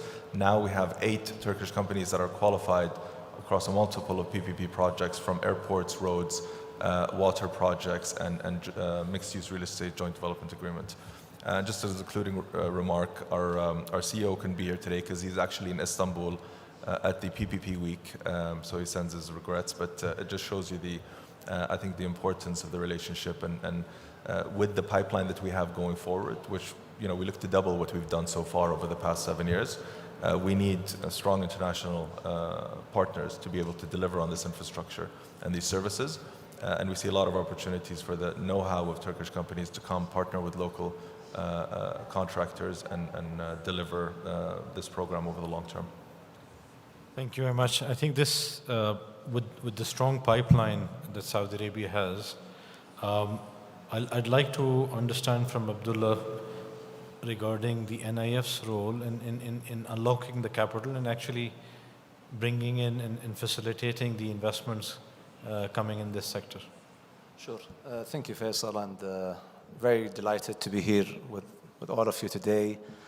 Perhaps for the ones who are not familiar with INFRA, or the National Infrastructure Fund, it is basically a development bank with a mandate to crowd in more private investments towards the infrastructure project in the kingdom. We have mainly two roles there. The first one is to, I would say, enhance the bankability of transactions. The other one is to diversify the sources and I would say the ways to finance and invest in different projects in the kingdom. We focus on 8 sectors: power, water, transportation, digital infrastructure such as data centers, telecom, etc. We also focus on social infrastructure such as healthcare, education, sports, stadiums, and stadiums is a hot topic here in the kingdom nowadays, given that we are going to host a couple of, I would say, sports events, including the World Cup 2034. We also focus on the municipality projects such as public parks, bridges, etc., etc. So these are, I would say, the 8 sectors that we focus on. We support projects through multiple product offerings across the entire capital stack, starting from senior debt to subordinated debt to equity to guarantees and credit enhancements.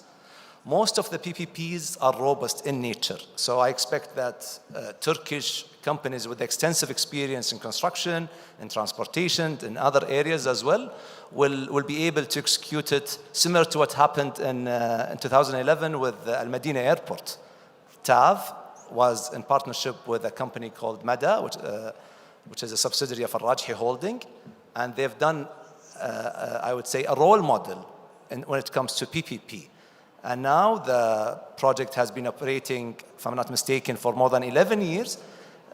Now they plan even to expand more. So I believe the Turkish companies, given their extensive experience, they will find the opportunities in the kingdom, I would say, a great opportunities and investment opportunity that is completely aligned with their extensive experience when it comes to that. Supported by, of course, NCP, which is the National Center of Privatization, represented here by my colleague Salman Badr, who will be the focal point between the procurement authorities and the private sector, and also complemented with infra that provides all of these projects that I just mentioned, in addition to a project that will support specific contractors, I would say, or specific members of the different consortia, such as helping them in the bonding facilities, helping them in the EBL or equity bridge loans, which is very important to optimize, let's say, the tariffs and optimize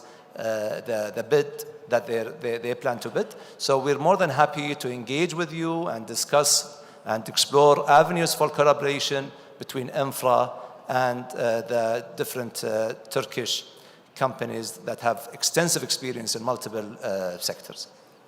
Thank you. I think having discussed the pipelines as well as the funding, I think it's very important to get the perspective of the investors and the Turkish companies. I'll go to Mr. Sami first. You have a significant track record in construction, management, but also in Saudi Arabia, the pipeline and the delivery mechanism is going to be more towards PPPs rather than pure construction contract awards. So just wanted to understand from your perspective, what has been your experience and how do you evolve from a construction contracting company to a delivery of a PPP project? So if you can share your experience. Sure. Thank you very much. And it's a great pleasure to be here. And I'm the board member of Yapı Merkezi Construction Company. We are a 60 years old construction company doing business all around the world, especially started from Turkey, Europe, and South Africa, and of course Middle East. And we have been here for 15 years now in Saudi Arabia, serving the kingdom for the infrastructure projects. And we have 2 PPP projects, important projects of Turkey that realized. One is the Eurasia Tunnel, and the second one is the longest span bridge of the world, the Çanakkale-Dardanelles Bridge, which we accomplished with our esteemed partners, Limak and 2 other Koreans. And what we had a good experience actually in Turkey since 2000, at the beginning of 2000s. And we, as Yapı Merkezi, we started around like 2010. And what we see right now, it's in Saudi Arabia, there is a transition from this traditional EPC contracts to PPP contracts. And it's really, it's not a transition, it's actually a slow evolution in the sector. It's not a sudden change. And what are the drivers behind that? I would say the first one, and I will try to give my aspects on basically from the contractor side of view, and because the financial guys, they know better than me that part. And so first, the key driver for PPP project is the need for one integrated team with one definition of success. So this is very important, especially for rail projects, where you have a lot of disciplines under one project. It's like, you know, the civil engineering part, track work part, signaling, and operation. So they have to be integrated from the start of the project, maybe just at the beginning. So it's a very important key driver. And the second one, is the responsibility shifts from delivery to performance. So in our EPC contracts, you know, at the handing over, our job is finished. So the success depends on that day, on the handing over date. But in PPP, success is measured every day in operation. So the focus moves to reliability, and operational performance, not just meeting specifications. And especially in railway projects, the big transportation projects, these small technical weaknesses quickly turn into availability issues, and it can create a lot of problems. And the third one, I would say, the driver is the life cycle engineering and early technical involvement. Go in hand in PPP projects. This is a big advantages of this structure, and Saudi, especially for the Saudi railway infrastructure, the current assets operate under demanding conditions like heat, sand, and intensive use, and PPP naturally encourages more maintainable designs and more robust systems and materials suited to the environment. So this leads to more realistic designs and fewer issues over the life of the project. And of course, you know, there is a big vision behind this country, this important country, and in order to realize this, you know, you need a lot of resources, and PPP helps on this one. So this is, at the same time, a lot of mega projects can be realized. So in simple terms, from a contractor point of view, I would say EPC is about like building assets, but PPP is about building capacity with deeper engineering and delivering performance over time. And this enables us to deliver really the complex projects of railway and transportation. Thank you very much. I think a very comprehensive answer. Mr. Reha, I think you come from a similar background, but you've also been in the government. What I would like to understand, and for the audience, is, you know, how do you see the project opportunities in Saudi Arabia on the PPP side, and your area of interest, and what you see as some of these international models that you would like to suggest maybe to our Saudi colleagues to incorporate in their plans? Thank you. Thank you very much, Chairman. Actually, I was both sides of the table. In 1980s, in the middle of 1980s, Turkey started to BOT projects because of, you know, it's not easy to find the finance for the big projects, especially for energy. But it took a lot of time. Till 1990s, we had an energy crisis, so we did a lot of gas turbine centrals by PPP projects. But on those days, the risk premium of the country was so high, so the cost of that PPP projects were very high for Turkey from 1990s until 2018s because of the buying guarantee of the government. We paid about 18 cents per kilowatts. For that reason, everybody must be very careful about that, the general credibility of the country. The second thing is that, the project must be easy to calculate some inputs, revenues, and spendings.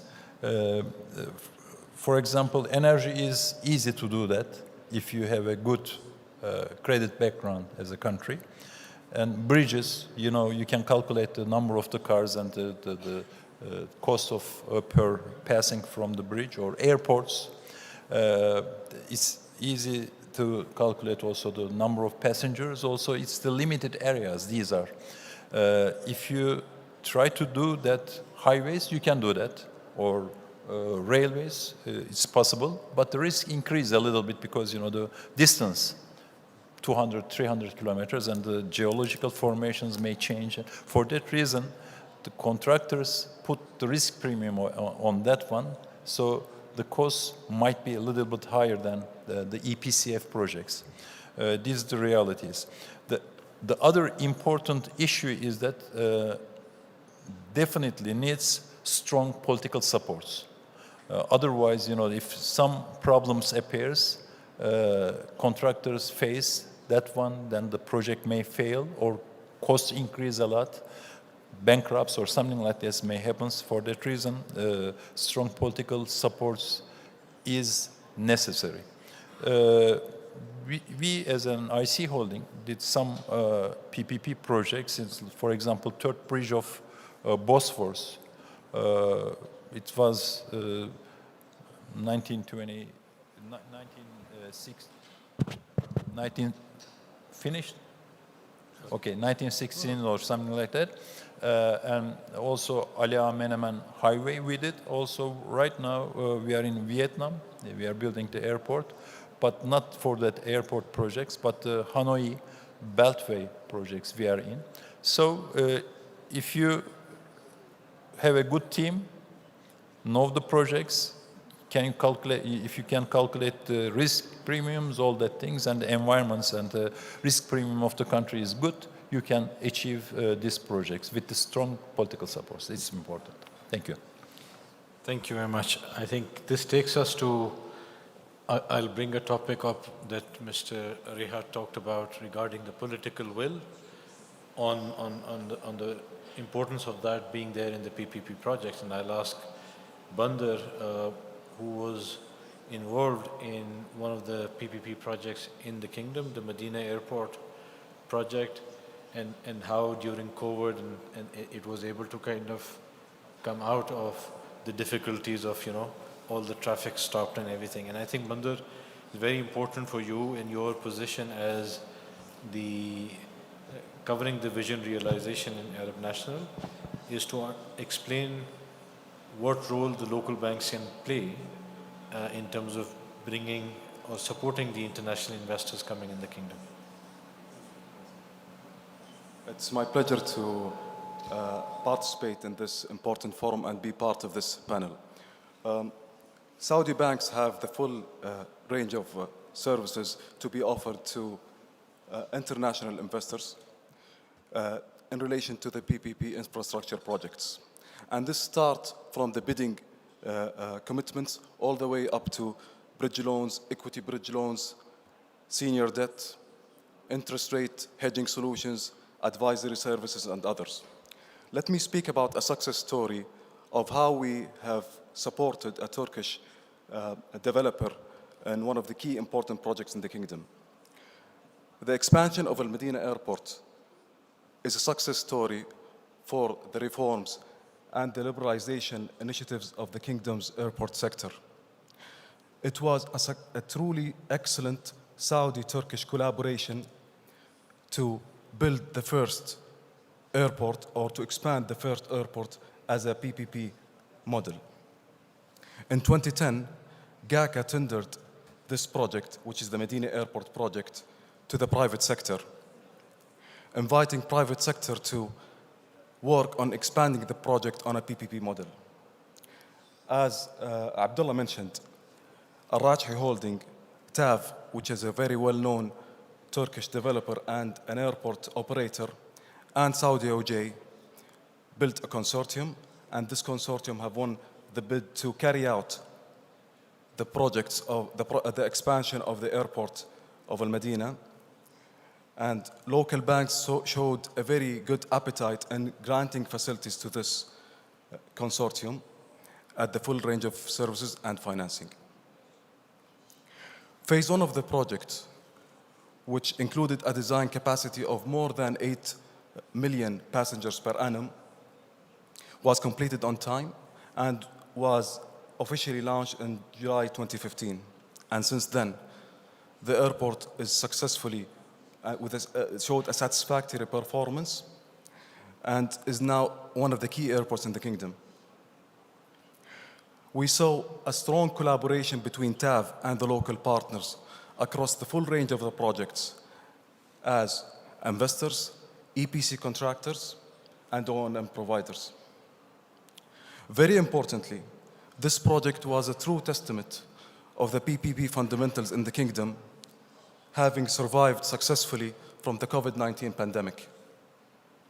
It was a true force majeure where it impacted heavily the traffic of the airport, and we saw how all of the stakeholders collaborated together, sponsor, GACA, the banks, to overcome the situation and solve it. A lot of credit, of course, goes to GACA, which fully supported the project by providing adequate comfort to all stakeholders, starting with extending the concession agreement and deferring its share of revenues from all stakeholders. And this shows how PPP model in the kingdom successfully overcome all market challenges, and it will be showing a satisfactory performance. And now the airport is scheduled for expansion to double its existing capacity.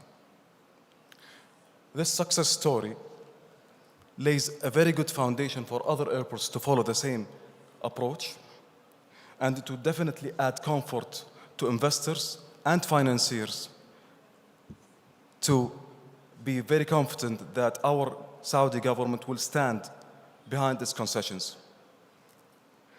Abha Airport is now being offered to the private sector, and we are witnessing a very high demand and interest from contractors, investors into this project. I hope that I answered your question, Faisal. Yes, thank you very much. I think very much in terms of how you supported the transaction, I think this is one of the best transactions that we have witnessed in this country, which was a true collaboration of improving the infrastructure, the service delivery, the design, and really reducing the cost of service to the public, but increasing the quality as well. So I think it's very good. Thank you very much. I think, yes, Abdullah. To complement, or also, I would say, to amplify the message that my colleague Bender conveyed here. During the COVID, all the stakeholders came to one table, and before any other PPP, in terms of airports PPP, have reached an agreement, Saudi Arabia managed to reach an agreement that was used as a role model by others to, I would say, to use in restructuring and providing the holidays during the COVID. And in the first year after COVID, the traffic exceeded the traffic that was there in 2019 prior to COVID. And that's what triggered the expansion, which is scheduled as, according to my colleague Bender, hopefully within this year, the financial close will be achieved. So this is a great testament, definitely, of how the kingdom is, I would say, in terms of robustness of PPP and collaboration of stakeholders, I would say is having, and that could be definitely used as a role model for the world. Despite the fact that this project was closed by GACA prior to NCP's establishment, Since the establishment of NCP and the governance, this went quickly into the governance of the supervisor committee within the sector, bringing all the stakeholders together to be able to deliver it. And it highlights the difference between a contractual relationship or a, let's say, procure-contractor relationship and a true partnership. When you have a fantastic partner that has delivered on all the objectives, circumstances change, we need to come together and readjust the contract and provide that relief to be able to continue to deliver that success. Alhamdulillah. Thank you very much. I think this is a very nice move into another topic that I think Mr. Khan is an expert in, and I think he has views regarding, we've discussed capital coming in from the government institutions, from private sector, from banks, but I think, Mr. Khan, in your position as a chairman of the Elysee Investment Management, what is the alternative funding sources that can be utilized for infrastructure investments, and what are your suggestions that you would like to give us? Teşekkürler Sayın Başkan. Herkese merhaba. Özellikle Suudi Arabistan gibi yüksek büyüme potansiyeli sahip bir ülkede, Türkiye gibi kamu özel işbirliği alanında yüksek tecrübeye sahip bir ülke ile uluslararası markalaşmış Türk müteahhitleri ve Türk şirketleriyle ortak bir girişimle kazan-kazan modeline bağlı olarak ortak bir yatırım platformu kurulabileceğine inanıyoruz. Açıkçası bu ticari işbirliğinin kazan-kazan modelinde Türk ve Suudi bireysel ve kurumsal yatırımcıları da içine alarak ortak bir yatırım platformu aracılığıyla güçlü ve sürdürülebilir bir finansman kaynağı oluşturulabileceğine inanıyoruz. Bunu da Türkiye'de güncel uygulamalarla örneklendirmek isterim. Türkiye'de güncelde gelir vergisinden, bireysel yatırımcılar için gelir vergisinden, kurumsal yatırımcılar için de kurumlar vergisinden istisnai uygulamalar bulunmakta. Bunlardan bir tanesi bireysel katılım sertifikası. Buna lisanslı melek yatırımcılık diyoruz aynı zamanda. Bir diğeri girişim sermayesi yatırım fonu. Bir diğeri de girişim sermayesi yatırım ortaklıkları diyoruz. Bireysel katılım sermayesinde bu sertifikayı Hazine ve Maliye Bakanlığı'ndan alıyorsunuz. Bu sertifikayı aldığınız takdirde bir yıl boyunca, bir mali takvim yılı boyunca yatırım yaptığınızda o yatırım yaptığınız tutarı gelir verginizden düşebiliyorsunuz. Daha sonra girişim sermayesi yatırım fonlarında da yine aynı şekilde bireysel yatırımcılar bu girişim sermayesi yatırım fonlarına yatırım yaptıklarında elde ettikleri gelirleri gelir vergisinden muaf oluyor. Kurumsal yatırımcılar da elde ettikleri gelirler kurumlar vergisinden muaf oluyor. Burada büyük bir yatırımcı teşvikine asıl baktığımızda sebebiyet veriyor ve bu da yatırımcıları daha fazla yatırıma teşvik ediyor ve Türkiye'de şu anda mevcutta da aynı şekilde altyapı yatırım girişim sermayesi yatırım fonları bulunmakta aktif olarak. Mesela bir tane örnek vermek isterim. Gaziantep'te bir entegre hastane tesisi kamu özel işletmesi birlikte yapıldı ve bu fon şu anda 120 milyon dolar civarında değerleniyor. Onun dışında yine Türkiye'de başka bir altyapı yatırım girişim sermayesi yatırım fonu var. Bu da aynı şekilde 115 milyon doların üzerinde bir değere sahip, yani yatırıma sahip daha doğrusu kurumsal bireysel yatırımcılar tarafından. Böylelikle bu fona yatırım yapan bireysel ve kurumsal yatırımcılar gelir vergisinden ve kurumlar vergisinden muaf oldukları için ek gelir elde etmiş gibi olurken aynı taraftan da yatırımı yapan şirket de finansman kaynağına aslında baktığımızda faizsiz bir şekilde ulaşmış oluyor ve bu ek bir finansman kaynağı olmuş gibi oluyor. Gelir paylaşım modeliyle tabii bu yapılıyor.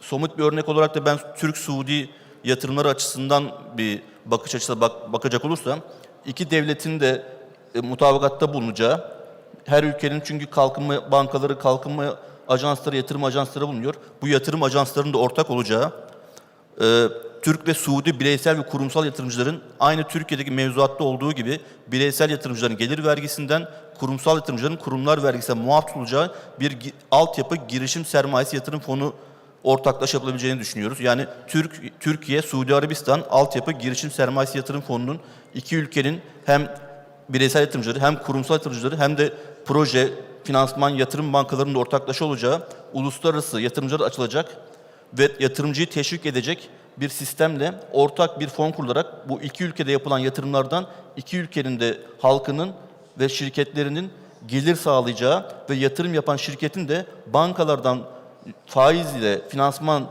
dışında ek bir yeni finansman kaynağı oluşturabileceğini düşünüyoruz. Benim şimdilik düşüncelerim bunlar. Teşekkür ederim. Yes, Mr. Reha. Thank you, Mr. Chairman.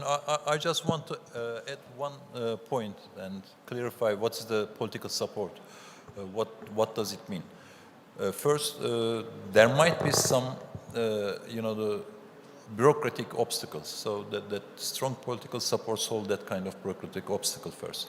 The second one is treasury guarantee is must. So without the treasury guarantee, it's not easy to find loans from banks.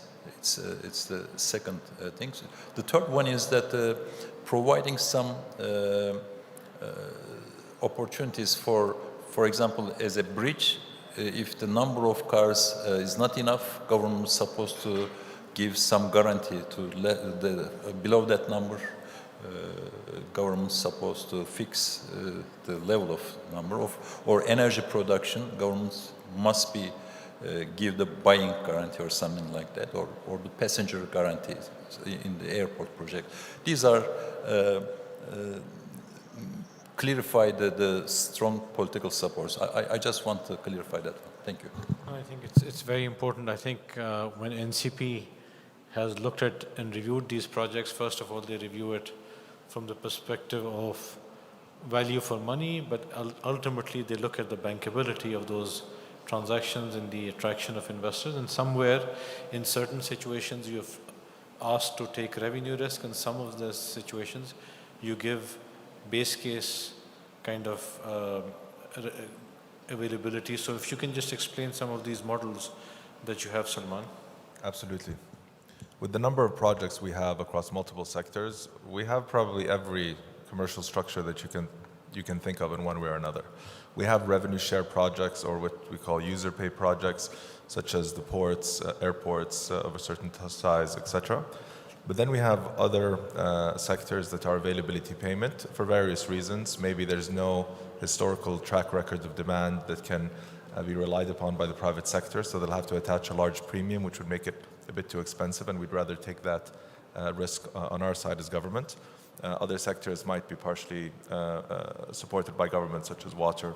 And then you have sectors that have the potential to be revenue share or demand risk with the private sector or user pay in the long term, but you have to go through a journey. So maybe the first project will be an availability-based payment to make sure that it's the risk profile is appropriate for the international investors. And then once you have that demand track record, then you can sort of consider that going forward. So for example, Asir Jazan is an availability-based payment structure today. In the future, if we sort of adopt tolling regulations, maybe future roads can be done on a tolling road basis. But for now, they're availability-based. And do you listen to investors while developing these projects so that you can hear what the investors are saying about the type of risks that they can take in? Absolutely. As you mentioned, we're trying to optimize for delivering global best-in-class infrastructure and services while maximizing value for money. So the risk allocation is very key. And especially if it's a Pathfinder project, but even for projects that we've done before or asset classes that we've sort of delivered as a PPP previously, we always, as we're developing the business case, we'll go with what we call a market sounding.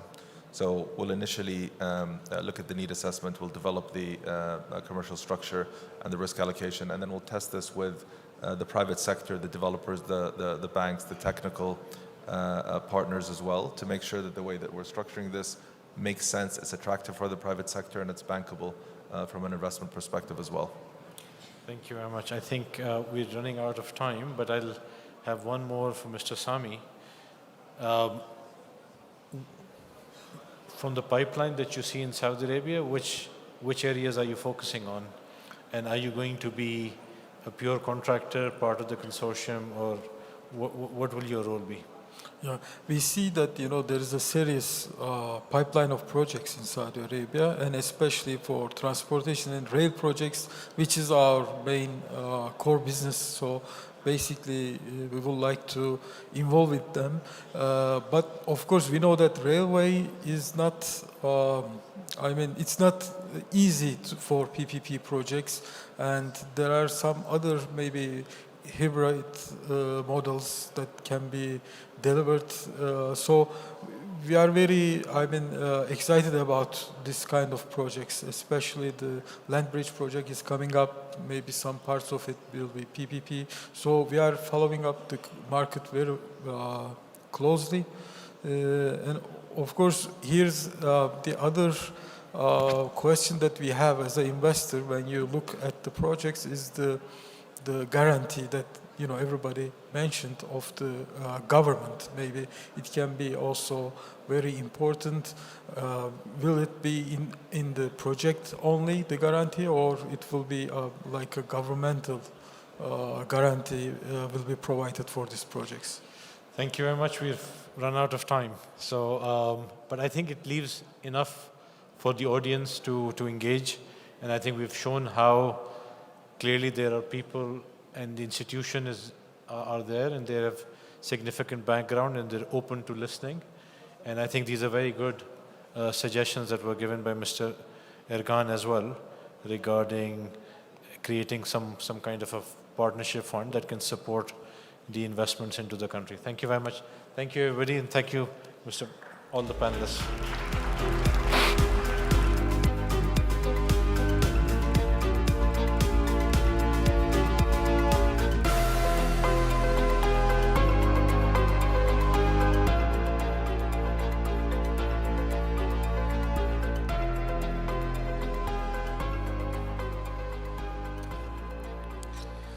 All right. Thank you, gentlemen. That was highly practical discussion, went far beyond theory, offering a clear view of what it takes to turn capital, partnerships, and ambition into projects that move from concept to reality. And now, ladies and gentlemen, we move from financing and frameworks to the next critical question: how growth is actually delivered. We will now delve deep into delivering growth through construction, materials, and building technologies. So please join me in welcoming the moderator of this session, Abdelilah Al-Sheikh, Country Director at Jacobs, and his esteemed panelists. Welcome all. I pass the mic to you, Abdelilah. Please, a big round of applause. Thank you.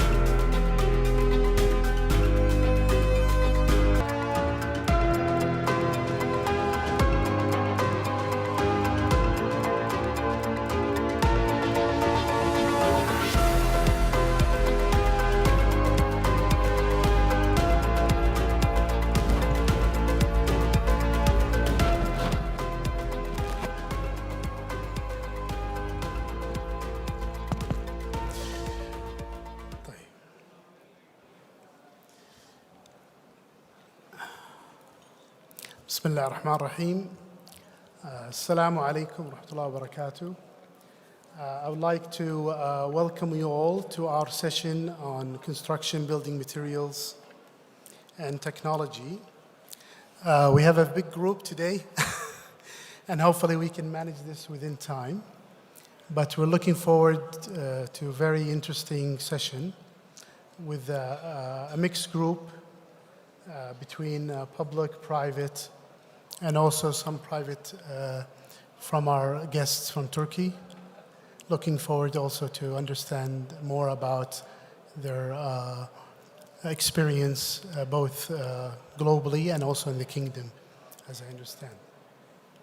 So if you allow me, we'd like to start just to give an introduction to our panel.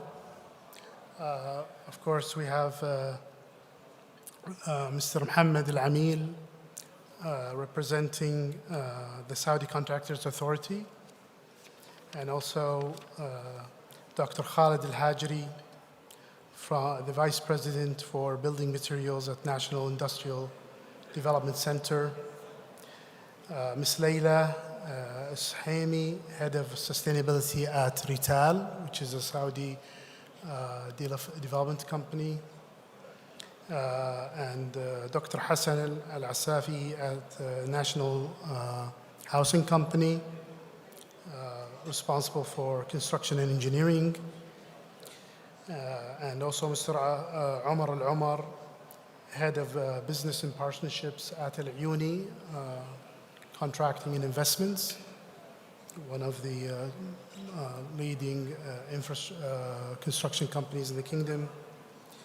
And also Mr. Murat Turkaman from Dorcher Prefabricated Buildings. He's a deputy manager and executive board member. Welcome to Saudi Arabia. And last but not least, Mr. Mustafa Boja, Chief Investor Relations at Ilmac Connect. So I welcome you all and thank you for being here. Just to give a context that Saudi Arabia's construction sector is undergoing a fundamental shift toward industrialization, digital delivery and localization, and sustainability at scale. This session examines how modern construction methods, advanced building materials, and international partnerships, particularly between Saudi and Turkey, collaboration can accelerate delivery, enhance resilience, and create reputable, future-ready construction platforms aligned with Vision 2030. So I'd like to start with Mr. Mohammed Al-Amil, just to give us how you describe the transformation in Saudi Arabia construction sector and what's the primary objectives from your view. Thank you. Assalamu alaikum. With regard to the transformation in the Saudi Arabian construction sector, it's of course experiencing a huge development and a huge shift in transformation. This is mainly driven by Vision 2030 and the projects that are involved in Vision 2030. So the transformation is huge and it requires a lot of catching up with this transformation and embedding new technologies in the construction sector. So this transformation can be described in four main areas. The first area is the construction sector is transferring from traditional delivery to more advanced and more technologically backed delivery of projects. The second transformation is in the terms of regulatory and institutional monitoring development. So we see a huge shift in terms of regulatory regulations and embedding new and agile regulations to the industry. The third aspect is there is a huge amount of mega projects going on to the kingdom, and in order to match the expectations of those projects, there has to be a huge shift in terms of technologies and ways of construction being implemented in those projects. The last point has been talked about in the previous session, and it's mainly revolving around the financial aspect. There has to be financial mechanisms and financial products that support this transformation. So these are the four main areas of transformation happening, and I see a lot of opportunity for the construction sector in onboarding those transformations and gaining the opportunity to grow more in the business and shift from traditional construction to more agile and cost-effective construction of those projects. Okay, thank you. I think that's the next challenge in our journey, inshallah. But so, Dr. Khalid, how do you see this being enabled? I mean, when you look at industrial scale adoption, modularization, prefabricated, as Mr. Al-Amil has spoke about as one of the ambitions, how do you see that in your role? First of all, thank you for having me here today with you. Let's start with agree in one point that the amount of projects in Saudi Arabia, the coming projects, huge. I'm talking about the mega projects, talking about the housing projects. Now we are coming to Expo and people talk also about the World Cup. So we have a lot of projects for infrastructure. And definitely when you are building something, you need materials. And these materials, the availability of the basics, okay, let's not talk about the basic cement, steel, but you need some advanced material, modern method of construction. That's what we are talking about. Our role actually try to localize the industry in Saudi Arabia. So definitely it's a great time for us here in the kingdom. If we would like to make all this type of construction, we should end this stage with having real industry here in Saudi Arabia. So we are working in the National Industrial Development Center to localize the industry. How it's work? Usually when you are asking about an industry, you have to know about the supply and demand in the market. The supply, maybe it's easy to know. The demand, the future demand, how big the market. So if I'm talking about the investor from any country, even the local investor, I would like him to expand, to put a factory, to adapt a technology, to train the people. So you have to tell him what's in the future, what's going to happen. So first, we would like to know the demand and we'll be sure about the demand and connect the investor with the real demand. That's the one. The other one, the regulation, the ecosystem.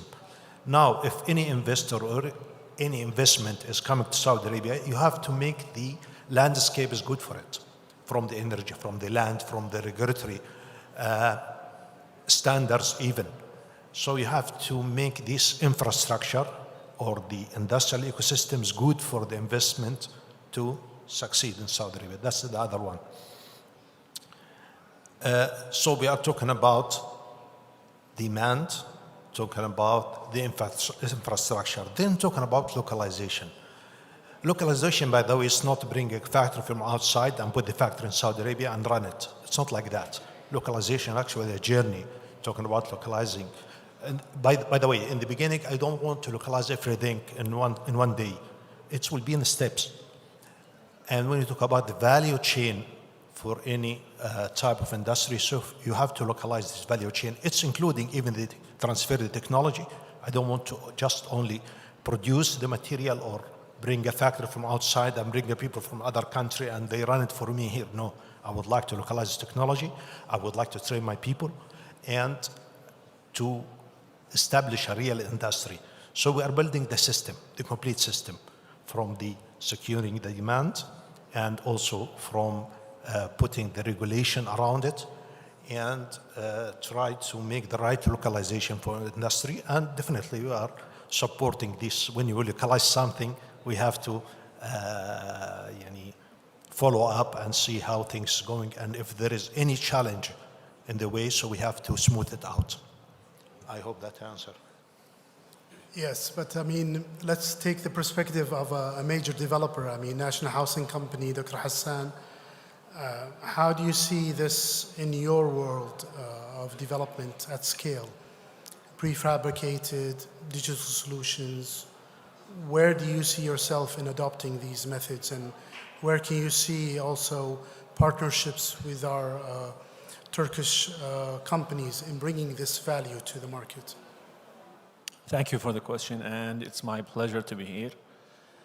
Now, the modern methods of construction, including modular building, prefabrication, helps us to shift from site-based operations to controlled environment in factories. And there are a lot of advantages to that. For example, improving the quality by reducing waste and improving the schedule by giving us good forecasting for the construction itself. It will be more industrialized, so it is more of handling components rather than building segregated activities on sites.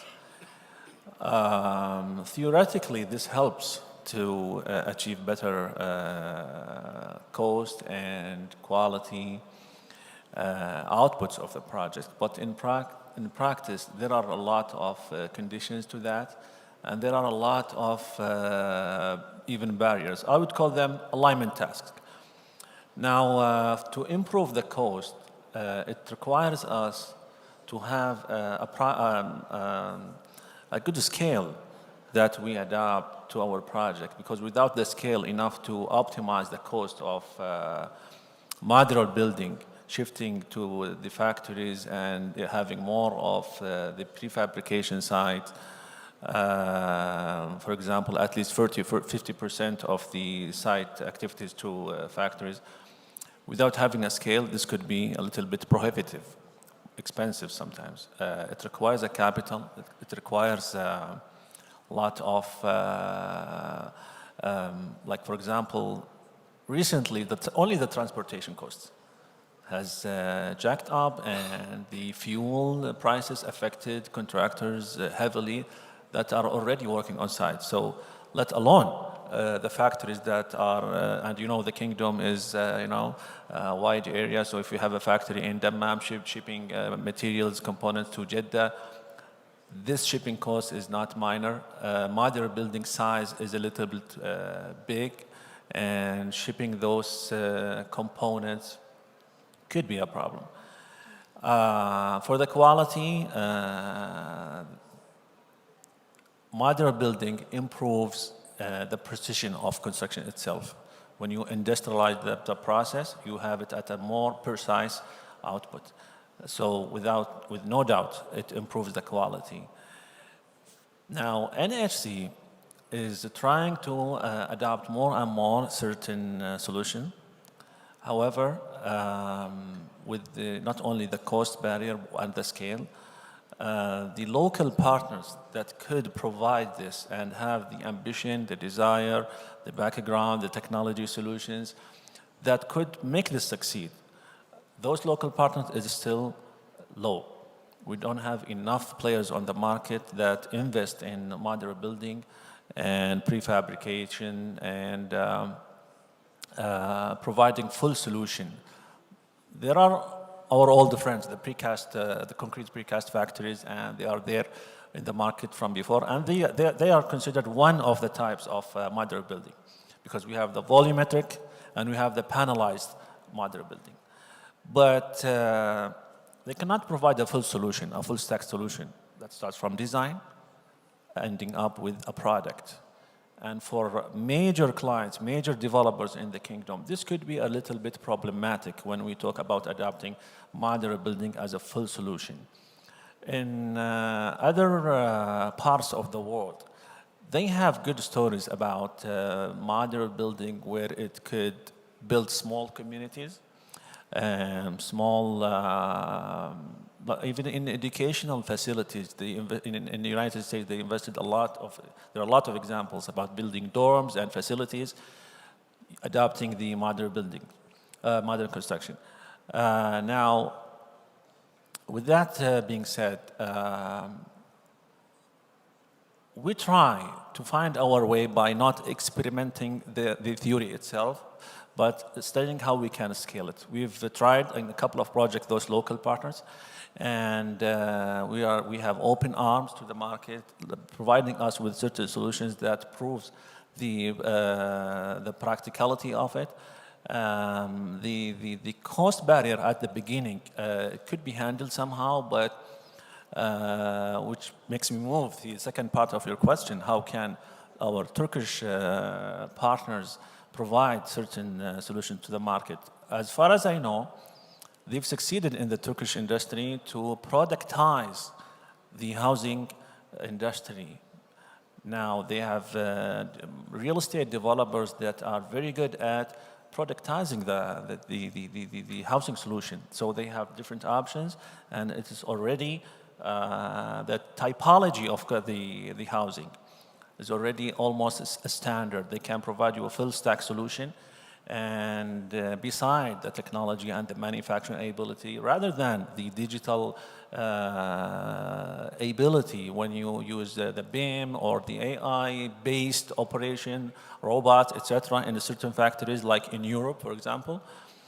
All of this, when proposed to the Saudi market, I think there are a lot of potential for that. In Saudi industry, housing industry, we are toward 2030, we need to lift up the ownership percentage of the Saudi families up to 70%. And NRC only is pumping 300K housing units to the market only in the next 5 years, let alone the others. And to achieve that successfully, with the national capability built in Saudi Arabia, I think there is a lot of potential to investors to build an ecosystem and help introducing those experiences, those success stories from the Turkish market in this area.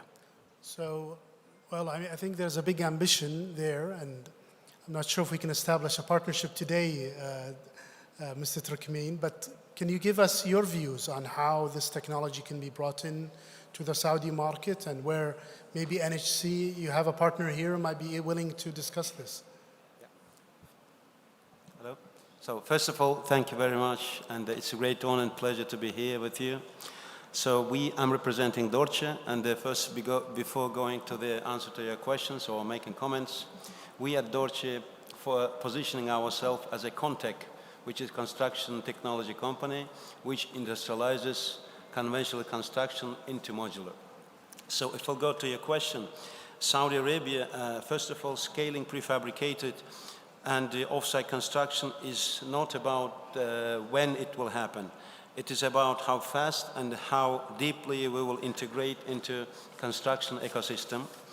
And regarding offsite construction, Saudi Arabia presents unique conditions which is exactly suits to the modular offsite construction, which are remote locations, climate challenges, and the large-scale logistics, which are a favor of offsite construction.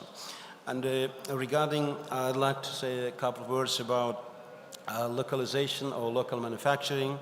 I'd like to give, there are briefly 3 requirements about local manufacturers. First, for factories, we need to have long-term demand visibility.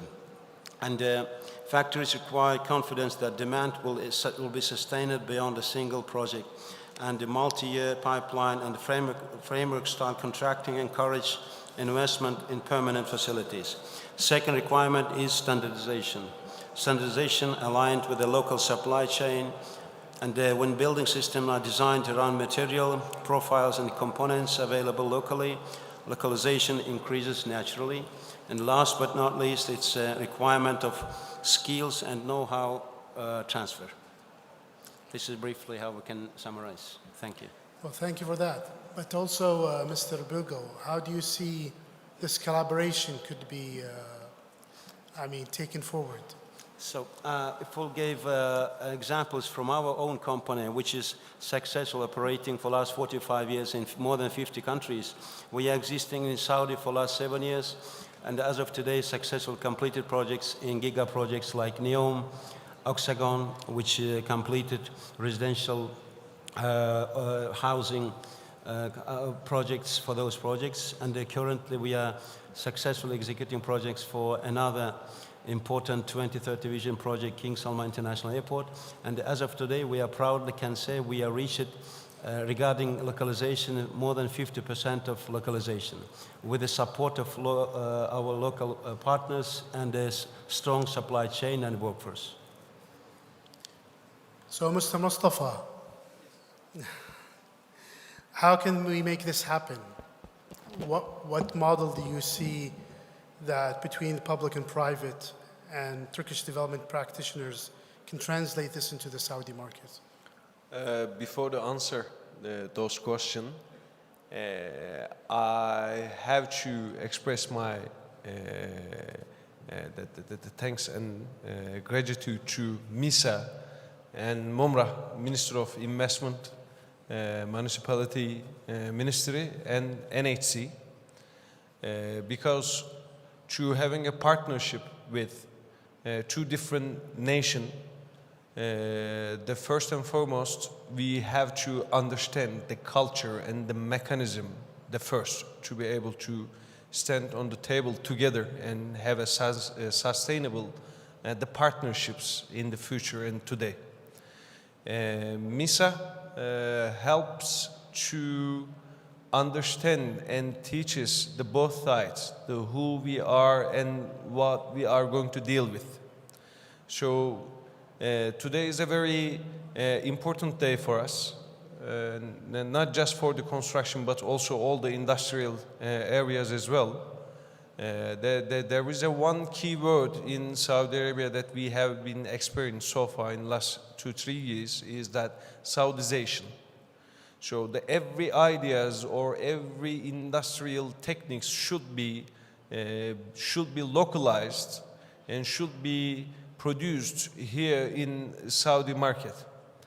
The successful story that we have in Turkey, I don't know if my company is known, Emlak Konut, which is 49% owned by government mass housing authority in Turkey, and 51% is owned by the Borsa Istanbul stock exchange, so 51% is on free float, which makes us very fully transparent company and share every information and the actions taken in consideration even at the headquarters of Emlak Konut, means that letting every stakeholders informative and making the earn and make the win for everyone, every stakeholders of our system. About a year ago, we sat on table with the NHC and we studied the both companies' our ability and know-how, what we can match and how we can develop the partnership in Saudi Arabia. Of course, the markets are even differentiated in the Saudi Arabia. Riyadh, Jeddah, Dammam, Mecca and Medina are different cases. But to start with the right market for a Turkish developer as Emlak Konut, we come up with the idea to start in Mecca region. Within the NHC's Mecca Gate the development, now we are going to be the partner in the Mecca Gate project, which is more than 4,000 units, and the Emlak Konut will handle, inshallah, 1,000 of them. And yesterday we have officially gained the construction permit for the project that we're going to start. What we are going to bring here, we are going to bring here the know-how, and which cannot be copied. What we have done in Turkey so far, it cannot be copied here. It has to be localized. It has to be Saudization, handle it as a Saudization manner. Means that, yes, in the Emlak Konut ecosystem, we are not just a construction company, and we are not just a developer. We are a system. We are an umbrella. The company of the ecosystem involves with every the construction disciplinaries and development disciplinaries within the company, which involves the financial engineering as well. There are many potential areas in Saudi Arabia that we can implement together, like, for example, time sharing, real estate certificate within the capital market, off-plan sales, different types of off-plan sales, so on and so forth. And depending on the requirement, for example, in Mecca, we understood that the NHC's the main ambition is to increase the number of households, number of ownership within the Saudi market. So it involves the high engineering techniques that those units has to be produced as quick as possible. So for that reason, we are going to implement a hybrid mechanisms so reaches the demand and supply at the equilibrium point. And thanks to NHC's technical team, they are so effective and helpful for the company from Turkey. Whatever, I forget to say that we didn't start the work in Saudi Arabia before our incorporation process is completed. Now there is a company, we call it Emlak Konut Saudi LLC, which will become not a foreign company. It is gonna be the local, player backed by Turkish know-how and the expertise of the Saudi counterparts we have. Well, excellent, and we're looking forward to see the results, inshallah. I mean, and learn from it, inshallah. And the final words. Okay. We are really excited to open real estate market to abroad in the world, international foreign sales. Yes. Which has already been announced, and inshallah, technically specifications, if it's announced, we believe that there are many Muslim nations that quite willing to be part in Saudi Arabia. I'm sure of that. So, Mr. Al-Umar, how do you see you as a contractor with all of this discussion about prefab, and is it an ambition that you think could be achieved, and how do you, Al-Uyuni plays a role in this? We at first I am honored to be here with the expertise, and we have started this initiative since 2017 into developing the prefab technology and moving it from a normal prefab building into a modular or more modular buildings, and we are always collaborating with anyone who is open to collaborate on that. Actually, we have been the first who had certification from NHC for our technology, which is still under development, but inshallah soon it will be valid, which will minimize the time and cost of residential units. So that's good. We have something to offer to also our Turkish friends. Of course. So, Ms. Layla, the hard question in sustainability.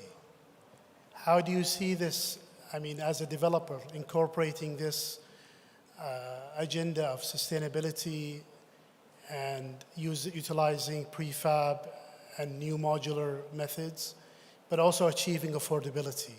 How do you perceive it from your role today in retail?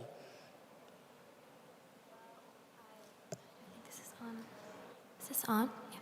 Yeah. Well, I understand that sustainability and affordability sometimes can be perceived to not go hand in hand. But actually, when we're integrating sustainable design principles, there's a major return on investment that we can have across key areas when we're looking at energy, water efficiency, the overall operational efficiency of the asset, which extends from what we do in construction. And certainly in retail, what we're now exploring across our construction sites is being much more efficient with our waste management.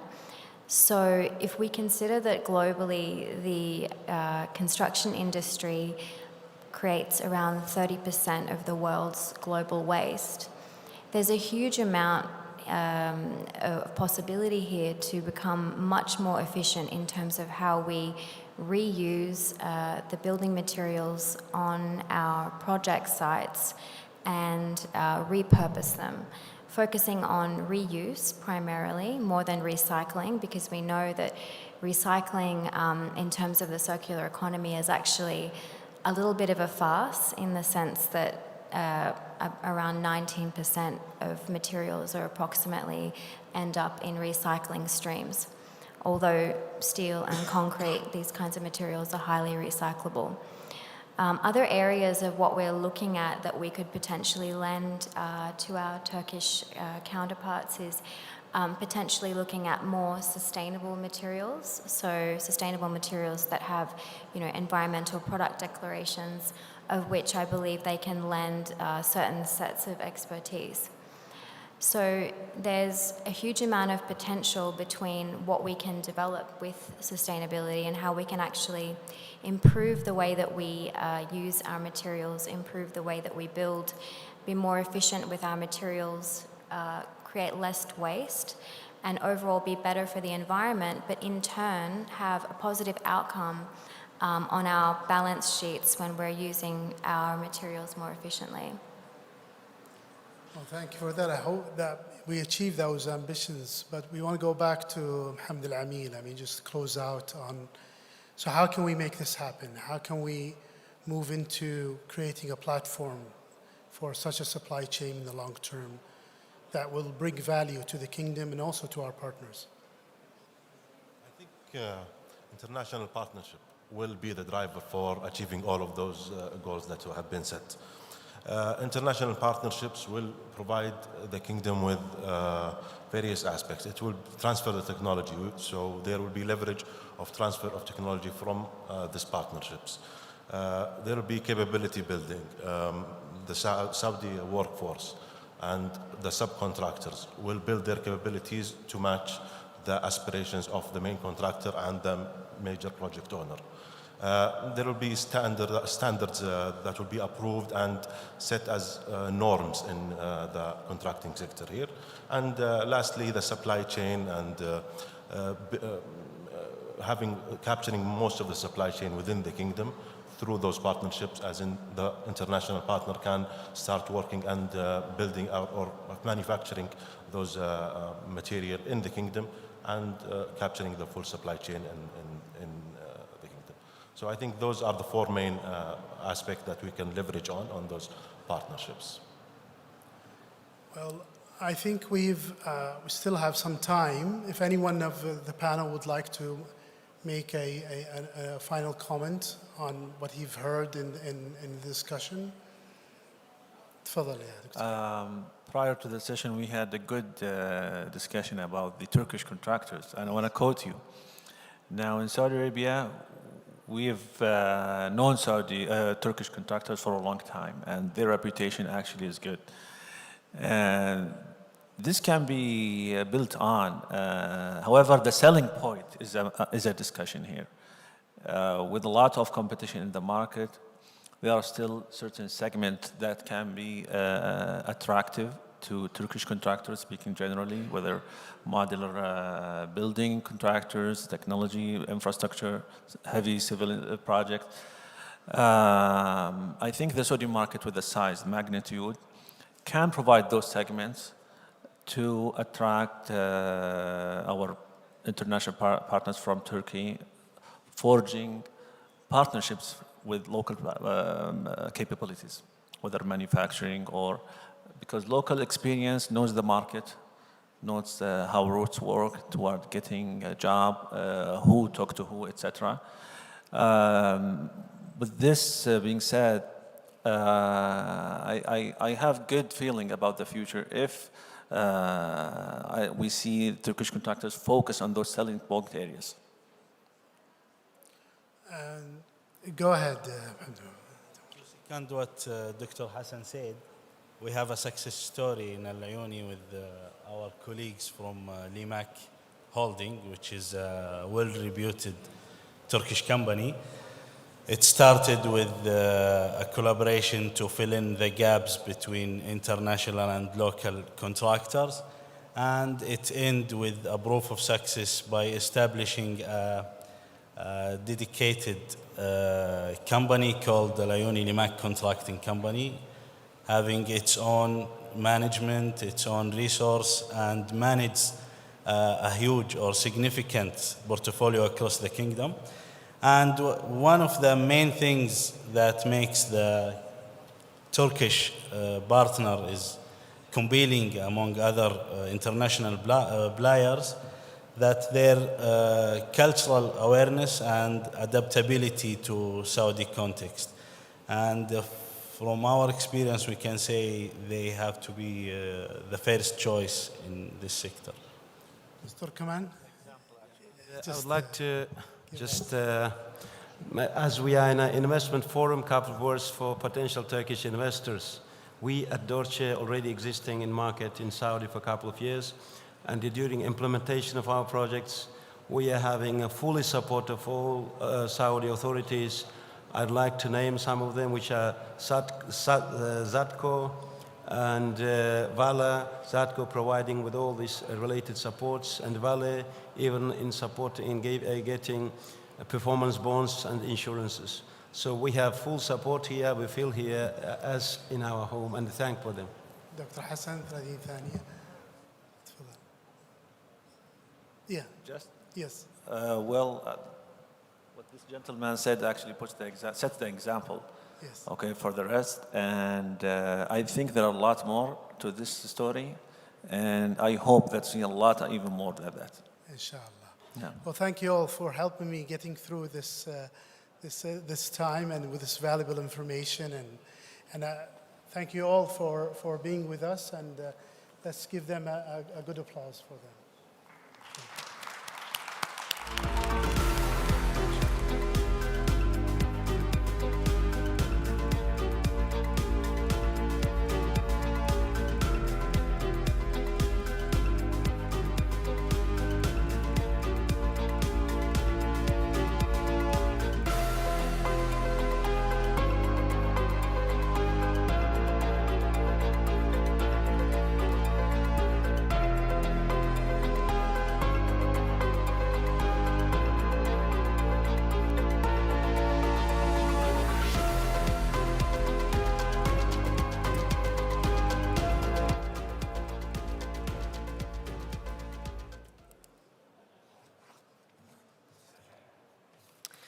All right, thank you all. What a great conversation.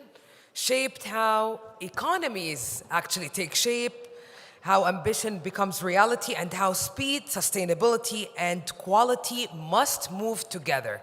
But this raises an important question for all of us in this room. What happens before we build? Where do the materials come from? How resilient are the supply chains behind our projects?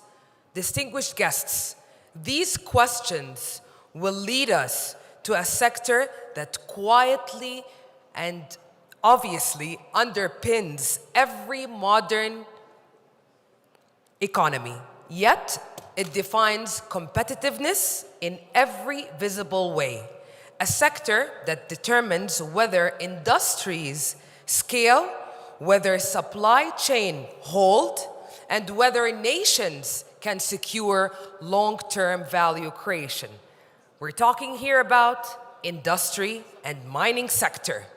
Navigating this coming conversation is engineer Rakan Dbasi, Director of Industrial Performance and Reporting at Ministry of Industry and Mineral Resources. Please join me in giving him and his esteemed panelists a big round of applause.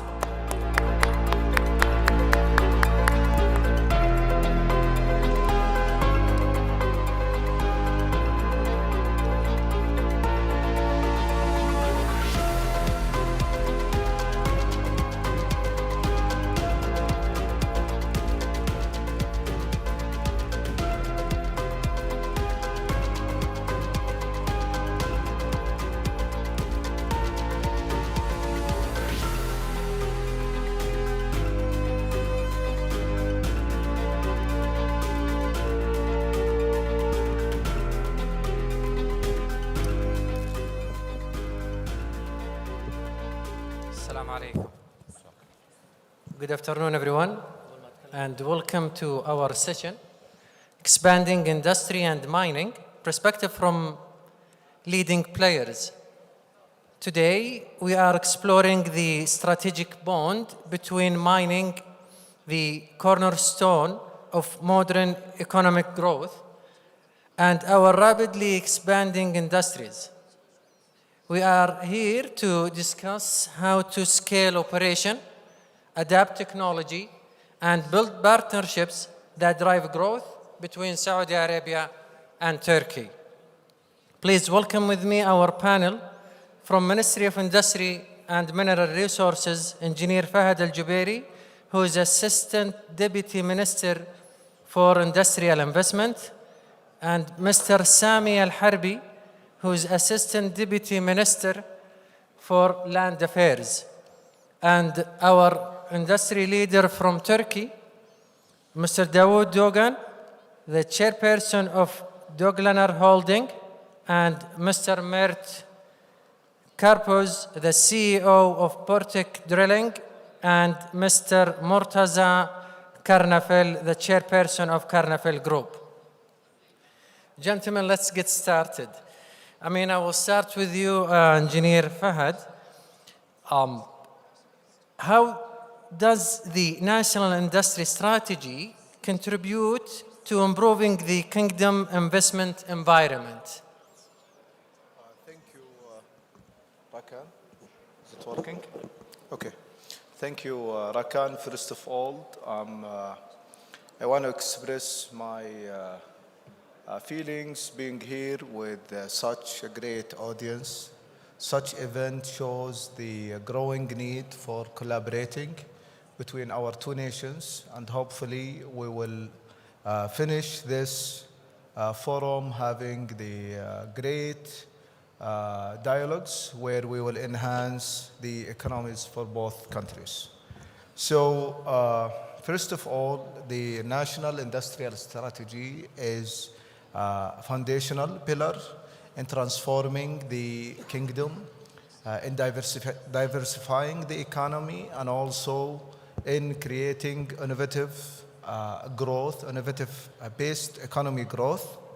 Our objective in the National Industrial Strategy is to promote the high value-added industries and also to attract the very mature sustainable investment.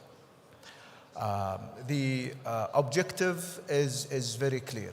We want to diversify our economy. And this will happen through a multiple factored approach. Can be summarized in, first of all, we are working on strengthening the investment environment, and this will happen through regulatory modernization. We worked heavily in modernizing our regulatory framework to enhance the decision making, especially when it comes to the supporting of the investment and also when it comes to reducing the bureaucracy. Another thing is to have a sector priority. What we are focusing on when it comes to the National Industrial Strategy is a very specific sectors. We are focusing on automotive, maritime, military, metal industries, machinery and equipment, aerospace, and many others. And not only that, we also went deeper in evaluating the value chain for those, and we have picked up a selected segment where we have a very competitive advantage. This is a message to the global players who wants to join in the kingdom, to show them the targeted segments within the sectors and to show them where are the opportunities are. Maybe third thing is to ease the doing business in the kingdom. We worked also to enhance the investor journey, the building an ecosystem around the investment is a key, where we have launched a financial solutions, where we have launched the multiple entities, and we enhanced the scope for a couple of government also entities just to make sure we support the investment from a very early stage. One more thing is the key enablers that make the difference. An example of that, of what we have worked on in the National Industrial Strategy, is the policy. We make sure that we have a coherence policies. Those policies will help us to grow up the industry quickly, and we have a cross-government alignment for those who is responsible on different sectors such as the energy, industry, mining, and so on. One more thing is the human capital development. It's a key. We are working to upskilling, reskilling the talents that we are having here in the kingdom. We have attracted a national, let's say, and international institutes in order to enhance the human capital here in the kingdom. It's always a challenge, it's ongoing challenge to match the outcomes of the academies, of the universities with the need of the fast-growing industrial investment. So we work to launch the Industrial Academy. Also, we have launched the Automotive Academy in specific and many others, just to make sure we do the right upskilling and reskilling. Amazing. I mean, all these enablers that help the investor to invest in Saudi. Moving to Mr. Sami, how did mining become strategic pillar in Saudi Arabia, and what the broader vision behind the development? Thank you, Rakan, for having me here.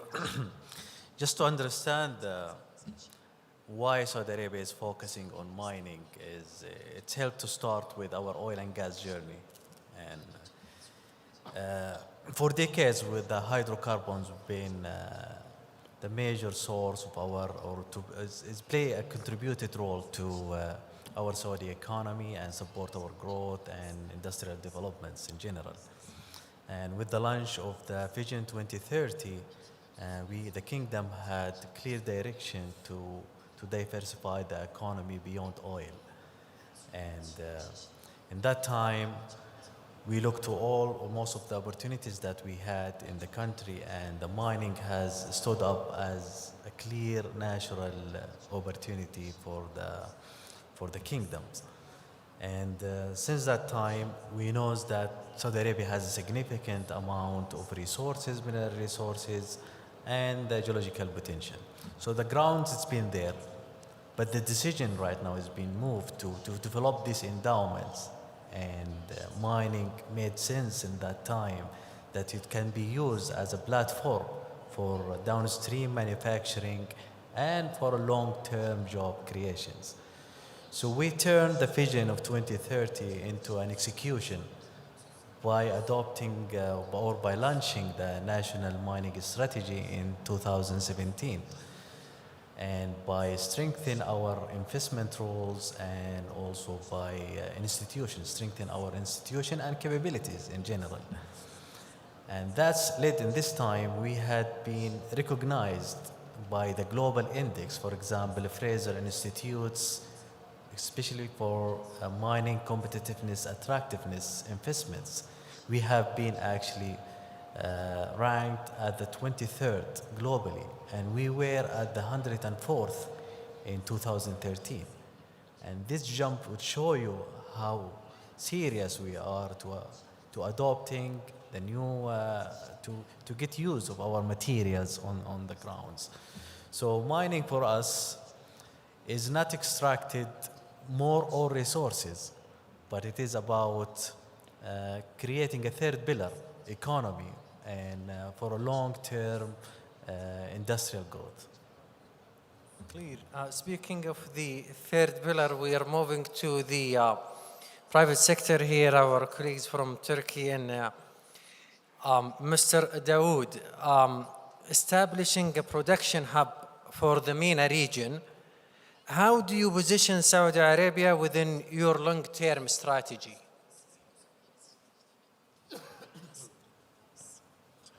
Evet, ben öncelikle kısaca bir şirketimizi, grubumuzu tanıtmak isterim. Biz Doğanlar Holding olarak İstanbul'da merkezimiz.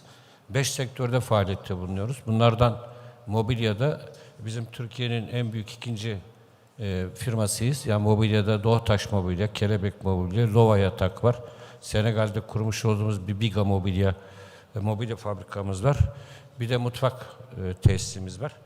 Mobilyada özellikle 15 yıldır da Suudi Arabistan'la iş yapıyoruz. Burada çok iyi bayilerimiz var. Riyad'da, Mekke'de, Cidde'de. Özellikle onların açılışına da ben eski Sanayi Bakanımızla da birlikte gelmiştim buraya. Bizim bir diğer işimiz de enerji işi. Enerjide de özellikle farklı bir alandayız. Çöpten elektrik üretiyoruz. Türkiye'nin çöpten elektrik üreten en büyük tesislerine sahibiz. Yani 17 tane tesisimiz var. Burada Türkiye'nin çöpünün %20'sini biz işlemiş oluyoruz. Buraya baktığımız zaman burada da hani Riyad'ın 7-8 milyon nüfus olduğunu görünce hani burada gerçekten çöpten elektrik üretiliyor mu, biyogaz üretim tesisi var mı bilmiyorum ama bu da Türkiye'de son 15-20 yıldır faaliyete başlayan tesisler bunlar. Burada bir fırsat olduğunu görüyoruz. Biz daha önce MENA bölgesiyle de burada bir ortaklık görüşmesi yapmıştık buradaki önemli bir iş grubuyla birlikte. Fakat daha sonra bu kaldı. Hani mobilya fabrikası özellikle bu MENA bölgesine. Çünkü biz gittiğimiz ülkelerde 3 işimizle birlikte giriyoruz. Yani Senegal'e gittik. Örneğin Senegal'de inşaat işi yaptık biz. Afrika'nın en büyük hal yeri projelerinden birini yaptık. 110 milyon dolarlık bir işti. İşimizle teslim ettik. Oradaki Cumhurbaşkanımıza da söz vermiştik. Hani mobilya fabrikası kurarız diye. Gerçekten orada 4 yıldır da mobilya fabrikamız orada faaliyette, hem orada insan geliştiriyoruz. Şimdi orayı çok sevdik o ülkeyi ve müteahhit olarak da arsa alarak müteahhitliğe başladık. Konut projeleri yapıyoruz. Bu konut projeleri de Türkiye'de halen Türkiye bu alanda çok iyi. Kentsel dönüşüm projelerinde eski binaları yıkıp yenilerini yapıyoruz. Madencilikte de bizde çinko, bakır ve kurşun maden özellikle var. 2 ayrı lokasyonda. Bunun dışında bir de alışveriş merkezimiz var. Ama bulunmuş olduğumuz tüm işlerimizi biz 6 kardeş olmamıza rağmen hepsini ortak yapıyoruz. Yani şirketlerimiz zaten halka açık şirketler. Bunlar bizim %50'si, %60'ı bizim ama yani örneğin şimdi yeni bir yatırıma giriyoruz biz. Bu yeni yatırımda da İzmir'de bu yatırım Amerikalı bir şirket teknolojisiyle birlikte bize ortak oldu. Fakat büyük bir proje bu. 300 milyon dolarlık bir yatırım. Burada piroliz yağı üretip bu çöpteki plastikleri kendi bölgemizdeki toplayarak burada plastik orijinal ham maddesine dönüş için söylüyoruz. Sonuç olarak söylemek istediğim şu, biz burada Suudi arkadaşlarımızla, sizlerle birlikte yani mobilyada bayilik verebileceğimiz gibi burada ilgi duyan olursa bir mobilya fabrikası ortak kurabiliriz. Yine inşaatta ilgili yapmış olduğumuz tecrübeler var. Yurt dışı tecrübesi, yurt içi, toplu konuttan tutun da yine böyle bir hal yeri projeleri olabilir. Ama burada Riyad'da, Mekke, Cidde gibi büyük alanlarda çöpten elektrik üretme konusunda uzmanız. Çünkü bu çöpleri biz ayrıştırıyoruz. Bu karbon ihracı yapıyoruz. Biliyorsunuz 2050 yılında da bu karbonu nötrleme politikası var. Dolayısıyla bizde proje çok. Sizde de para çok. Onun için yani ortak olmamız için hiçbir neden yok. Teşekkür ediyorum. Great. And also we have the enabler of the ministry, Ms. Engineer Fahad. Maybe you link with, because I mean your company have a lot of opportunity to have in Saudi Arabia. Moving to you, Mr. Mert, mining is no longer just about extraction. It's the first and the most strategic link in the value chain for industry like electric vehicles, high-tech manufacture. From your perspective, how is the role of mining evolving to support this industry under Vision 2030? Evet, öncelikle nazik davetiniz için teşekkür ederim. Biz Bortek Madencilik olarak 13 senedir Suudi Arabistan'da sektörün önde gelen maden şirketleriyle birlikte maden arama çalışmaları yapıyoruz. Son 3 senede Suudi Arabistan'ın Vizyon 2030 hedefi doğrultusunda 1 milyon metre kadar arama sondajları yaptık. 400 kişilik ekibimizle beraber çalıştığımız maden arama şirketlerinin sahalarında altın, bakır gibi değerli metalik madenler arıyoruz. Herkesin bildiği gibi madencilik yüksek yatırım gerektiren, yüksek riskli ve operasyonel anlamda sabır gerektiren bir alanda. Fakat günümüzde artık madencilik sadece bir cevher çıkarma işi olmaktan çıktı. Günümüzde Teknolojinin gelişmesiyle aslında teknolojinin gelişmesinin temel yapı taşı olan madenciliğin gelişmesiyle teknoloji gelişmeye başlamıştır. Bunlara örnek verecek olursak günümüzde elektrikli araçların pazardaki yükselişine örnek verebiliriz. Elektrikli araçlardaki batarya teknolojisi lityum madenciliğine olan bağımlılığı gösteriyor. Burada vurgulamak istediğim konu, teknoloji madencilik olmadan genişleyemez. Teknolojinin gelişmesiyle de madenciliği geliştiriyoruz.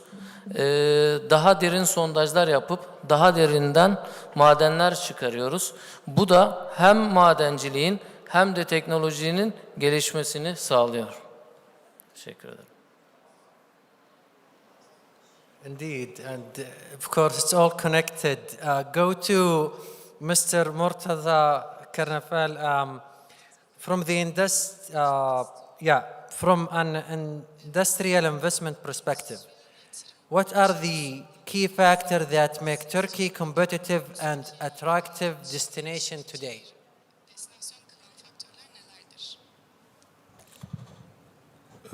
Bismillahirrahmanirrahim. Öncelikle nazik davetiniz için teşekkür ediyorum.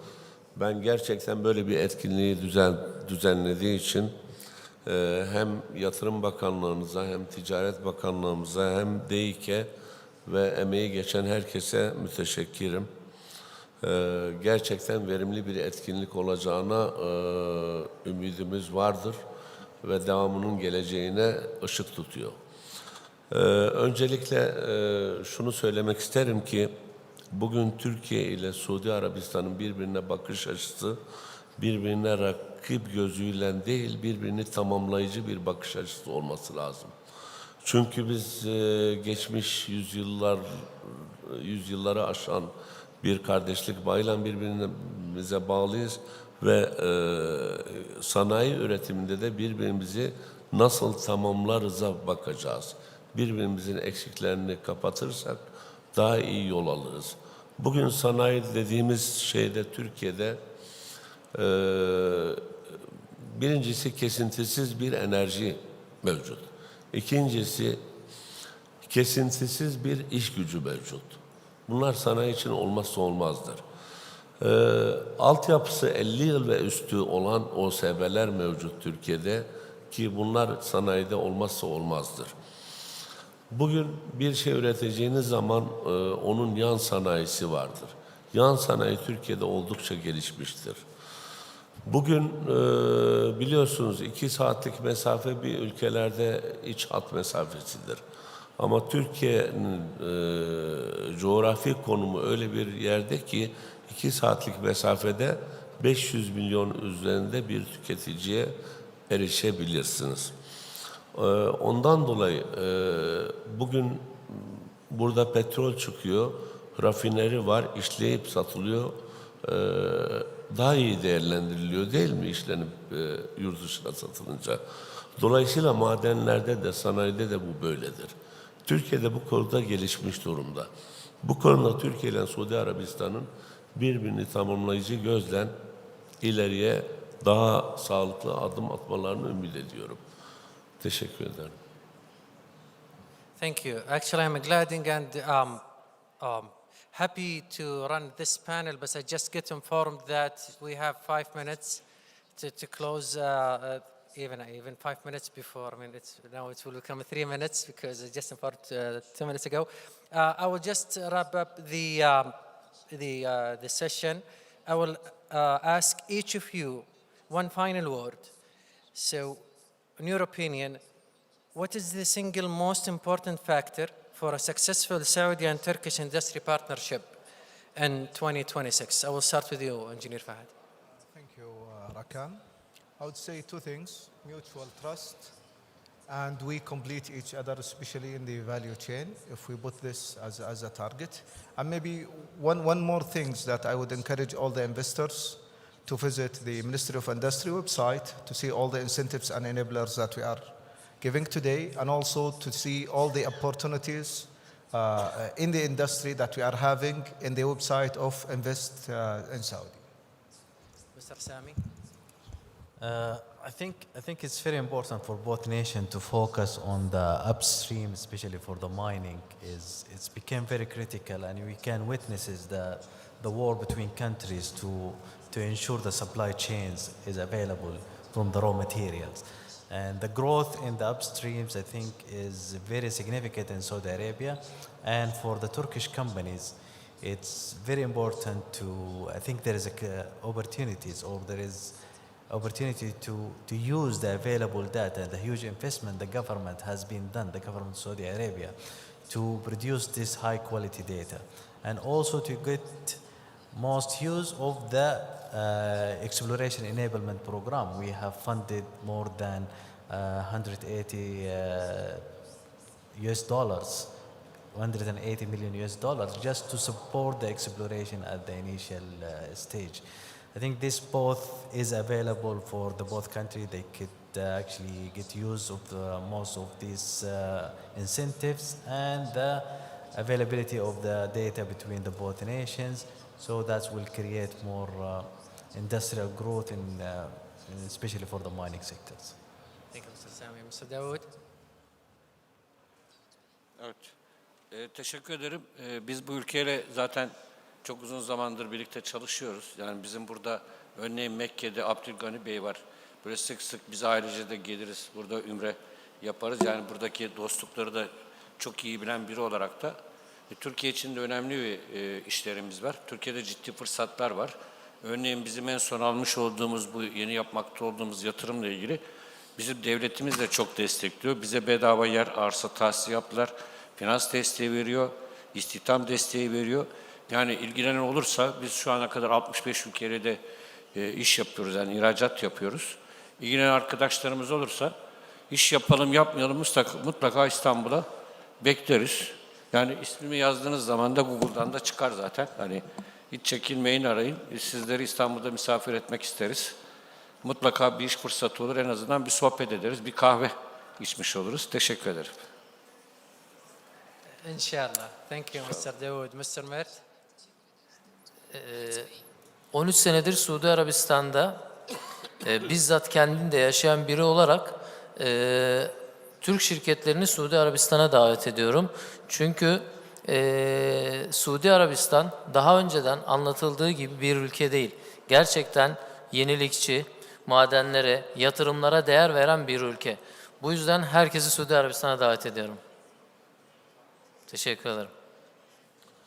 Ben özellikle kazan politikasına uygun olduğu takdirde projelerin hangi yerde yapıldığının önemi olmadığı, sadece elverişli coğrafyada yapılması gerektiğine inanıyorum. Bu arada söz gelmişken bir şeye değinmek isterim. Özellikle bizden önce müteahhit arkadaşlar vardı, konuştular. Şimdi başımdan geçen bir anıyı anlatayım. Afrika'da bir yol işi yapan bir kamu şirketi bana şunu sordu.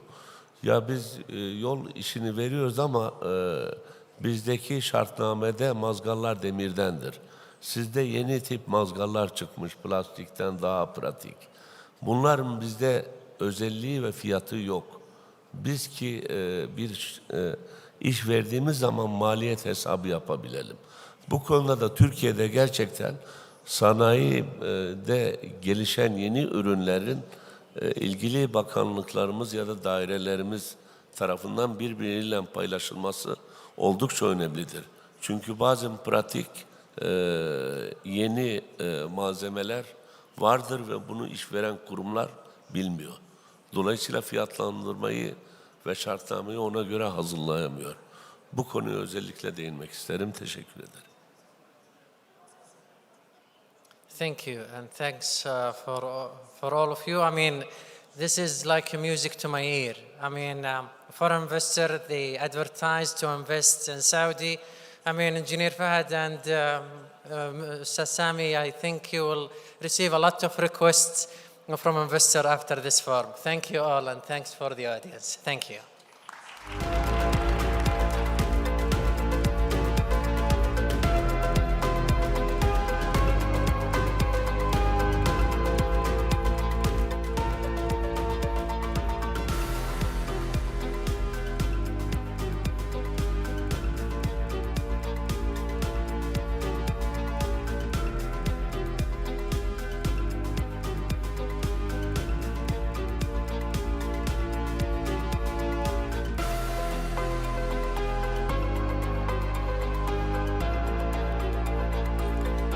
Thank you all for a great discussion. It's always valuable to hear from industry leaders. What you all shared with us highlight the scale and opportunity in mining and industry in Saudi Arabia and Turkey. And now, ladies and gentlemen, we will move and delve into a sector that speaks not only to investment returns, but to experience, connection, well-being, and long-term economic diversification. We're talking here about the tourism sector. Saudi Arabia and Turkey are both expanding their tourism ecosystems at scale, from hospitality to wellness to medical tourism.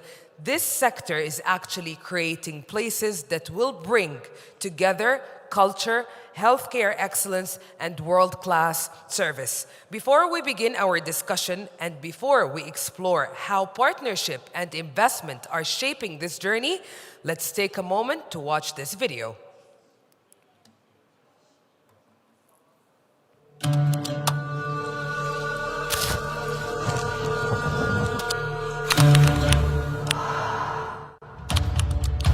In a land where the soul breathes and the body heals, welcome to Saudi Arabia, where global care meets innovation, digital health, and real healing.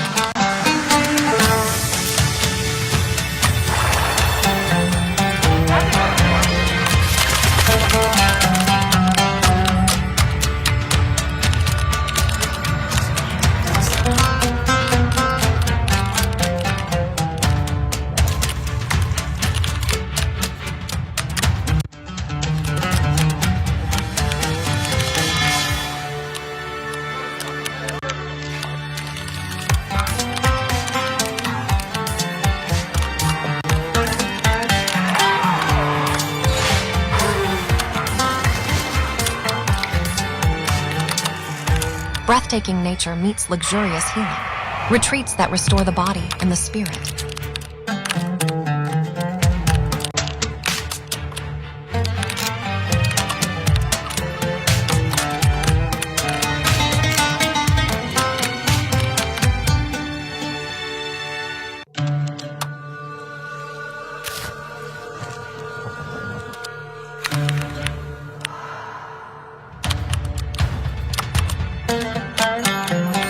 From vibrant cities to silent mountains, every journey becomes a healing story.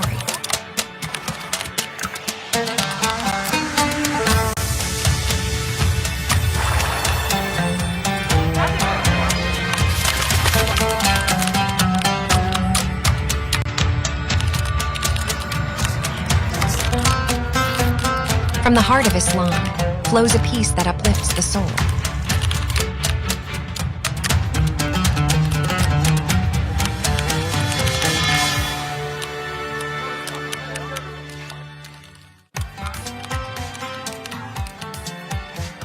The greatest success story in the 21st century is Saudi Arabia. This is the story of this century.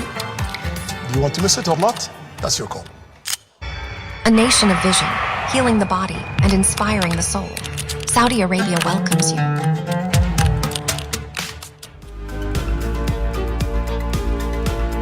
All right, ladies and gentlemen, tourism opportunities will begin now. Moderating this session, please join me in welcoming Mr. Ahmed Jamal, Investment Attraction General Manager at Asir Development Authority, and his esteemed panelists. Welcome all. Please, a big round of applause to all of them. And Ahmed, two of our panelists, they have to catch a flight in 15 minutes. Yeah, so we have Ms. Shahinaz and Mr. Fateh. Welcome all. I pass the mic to you.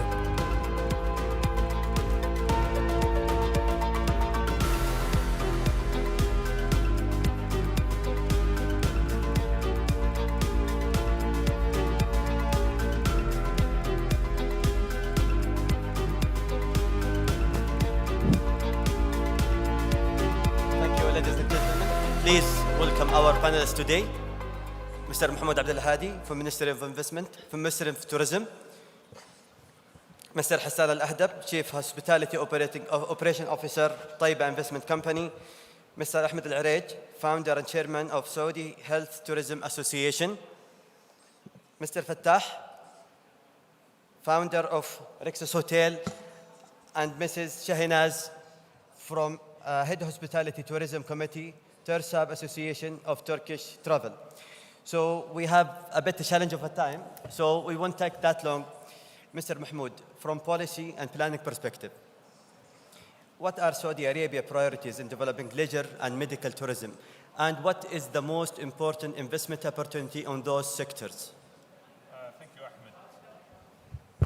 Thank you, Ahmed. And I think, look, in a nutshell, the priority for Saudi Arabia is to create a sustainable, visitable, investable tourism sector in the Kingdom of Saudi Arabia.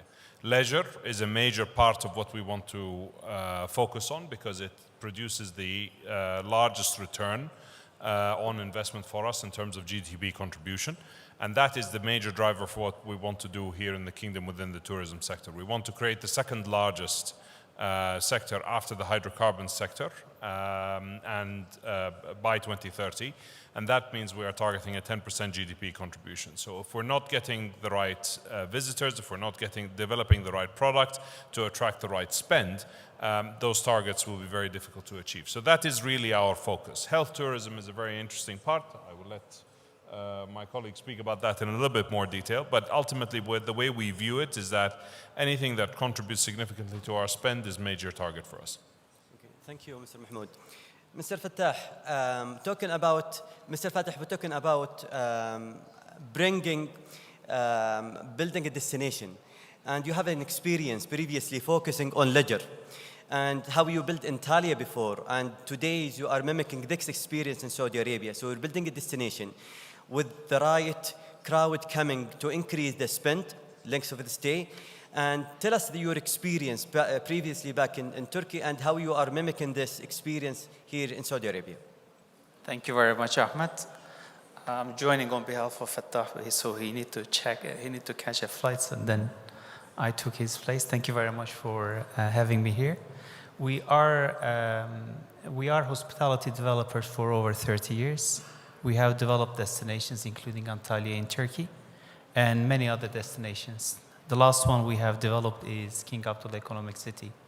Here in Saudi Arabia, we started our investments 5 years back. And alhamdulillah, 2 days ago, we opened our hotel to the public. Building a destination is not only the property, but also the experience you are bringing. Experience with an ecosystem of all working components of a tourism, starting from who you are offering, the services, and also what you are offering. Here in Saudi Arabia, when it comes to the resort development and tourism destination, we have all the working components in one place. We have the good weather across all 12 months of an entire year. We have good sea and beach, and we also have the human capital. I think that makes it the most successful combination of how to create a destination. So how we did in Antalya is a long story, honestly. It took almost 40, 50 years to be developed, and we were only one of many players in the market. But here in Saudi Arabia, the success which have been accomplished in the last 5 years was, of course, equal to 30 years of development experience in other countries. That's great. Mr. Ahmed, talking specifically about health tourism, which is a new concept, maybe has been highlighted, especially after the COVID-19. So tell us in brief, what is the core strength, especially in Saudi Arabia as a competitive country, to promote such medical and wellness tourism in the kingdom? Thank you very much. Actually, in Saudi Arabia right now, we think we are very lucky to start now when the people actually end in medical tourism. So we have a very good example with the experience of Turkish experience in health tourism, and we are learning from the other countries. We believe the government support, which is based in the Vision 2030, driven through a strong and a huge investment for the infrastructure and health and tourism and wellness, and putting the patient experience and the visitor experience in the center, I think this is the most important things. Medical side, we have very, very high world-class hospitals with a very attractive and latest technology. This is guide us on a very important pillar in the medical tourism where you get that trust. We have more than 75 accredited hospitals, GCI accredited hospitals, and different destination with giga projects on the Red Sea and Al-Ula and other destinations. But in this actually important point, we must highlight also the access of the holy mosques, Medina and Mecca. We receive more than 20 million yearly. And this is, we think, the starting point to engage that number of people with the wellness and medical treatments, where we actually combine the healing body and soul. Other than, we have also a very important pillar in the medical tourism, which is the medical tourism facilitators, where we are in the association right now working on it, taking this experience and train them and have the qualifications for them. This is the important action. So we are building a new ecosystem in health tourism, integrate health and medical and wellness, and take it together in a very, very important step. Thank you, Mr. Ahmed. Mrs. Shahinaz, from your experience and mimicking this or understanding the other side of Turkish, how is the practical enablers such as standard, partnership, or market practice have supported Turkey in growth in medical and wellness tourism? I know there is a lot that can be explored in this, but because of the time, you have the next few minutes. First of all, thank you so much for the invitation. On behalf of TÜRSAP, Turkish Association of Travel Agencies, it was a great honor to be here with distinguished ministers and honored business leaders. Health tourism itself is a very complicated issue, and I know we have a limited time right now. I would say 3 sentences. Tourism has evolved, so there is no longer just leisure or just medical tourism. So we need to make a complex things from now on, and we need to think a whole package. Health tourism itself needs both leisure, medical part, and transportation and travel services. So in this whole picture, TÜRSAP has a key role in Turkey. So we make a proper business model for the health tourism by regulating the health tourism services in Turkey and welcoming the international patients. I call international patients as health tourists because patients are coming with family and friends, so they need leisure too.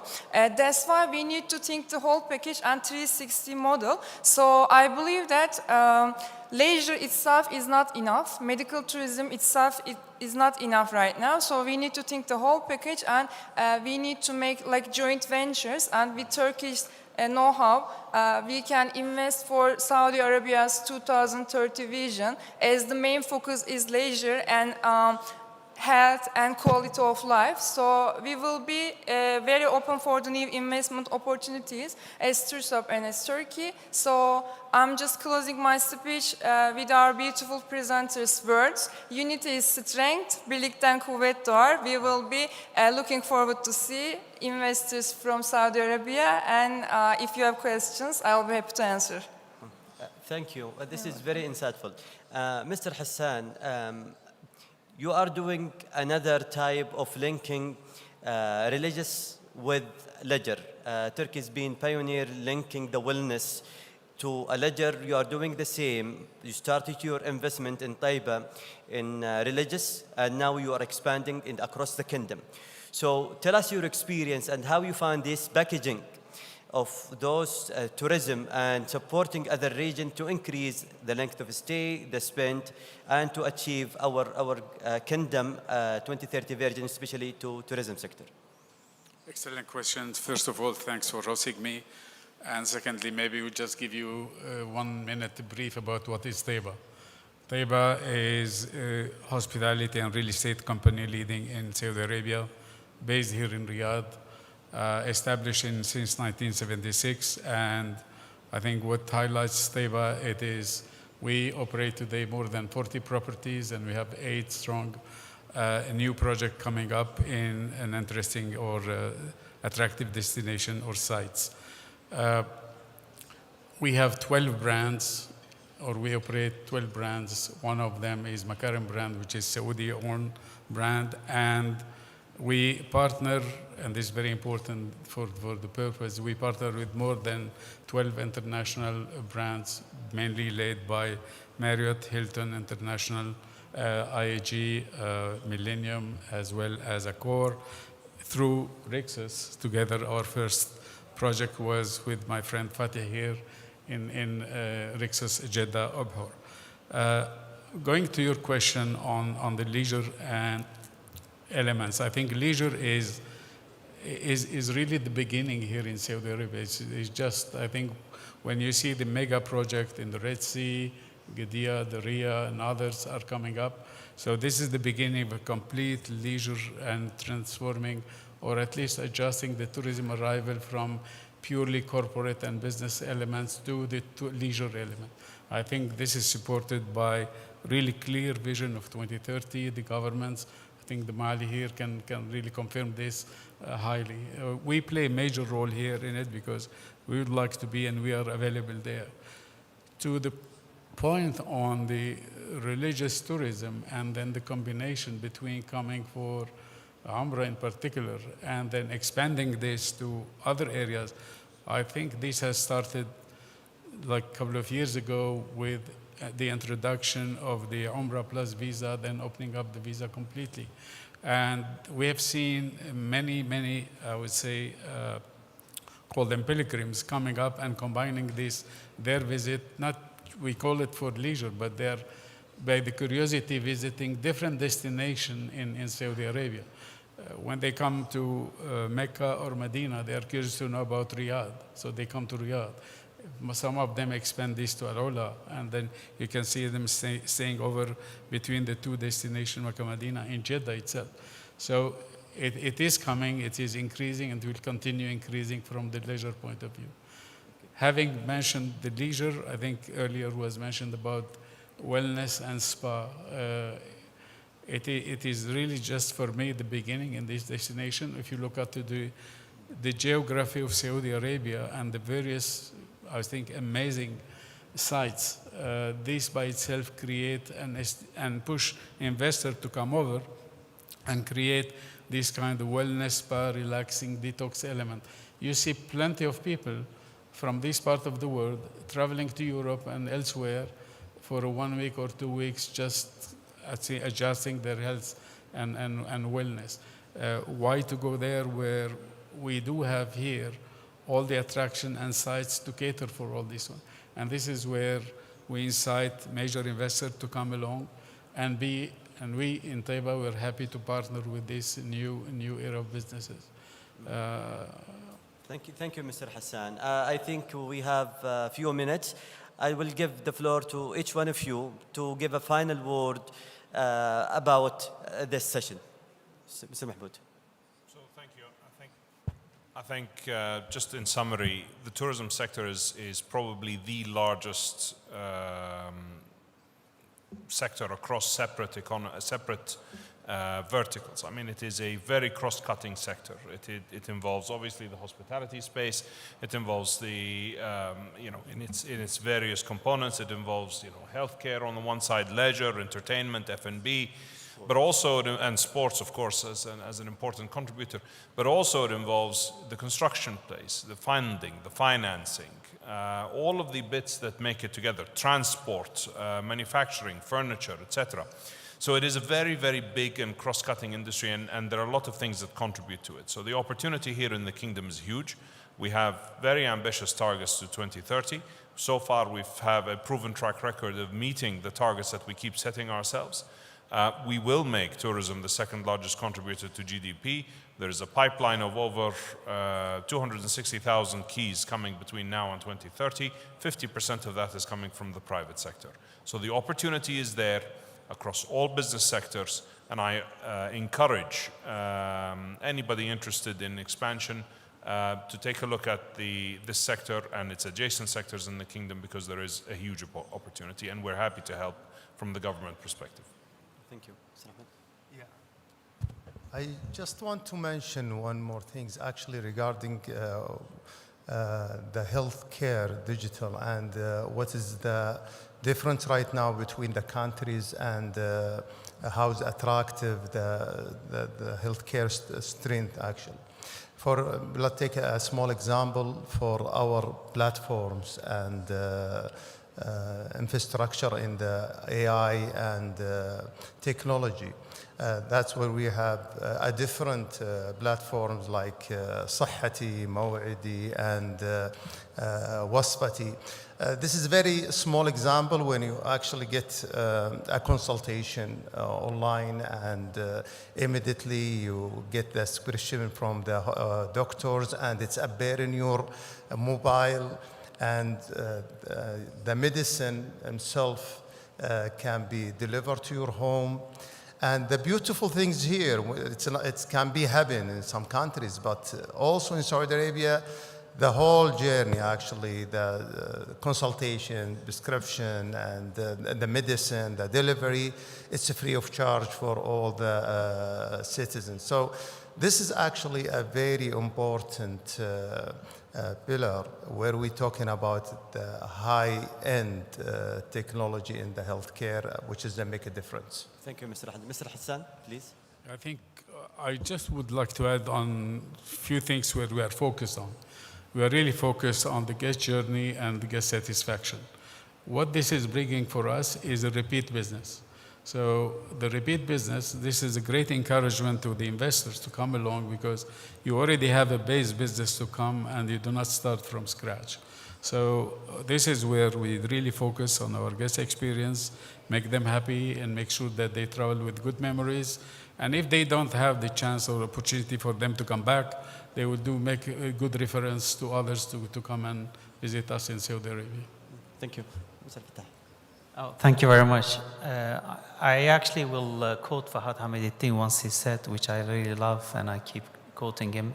He once said $1 billion of investment in oil and gas gives an opportunity to hire almost 50 people only, employment. But in tourism, it gives you an opportunity up to 5,000 employees. Definitely. So it's of course direct and indirect. So it's a good industry to invest. Thank you. Mrs. Shahnaz, please. Maybe a quick wrap up. For a good health tourism service, you need three different values. First, you need to have good skilled doctors, especially surgeons.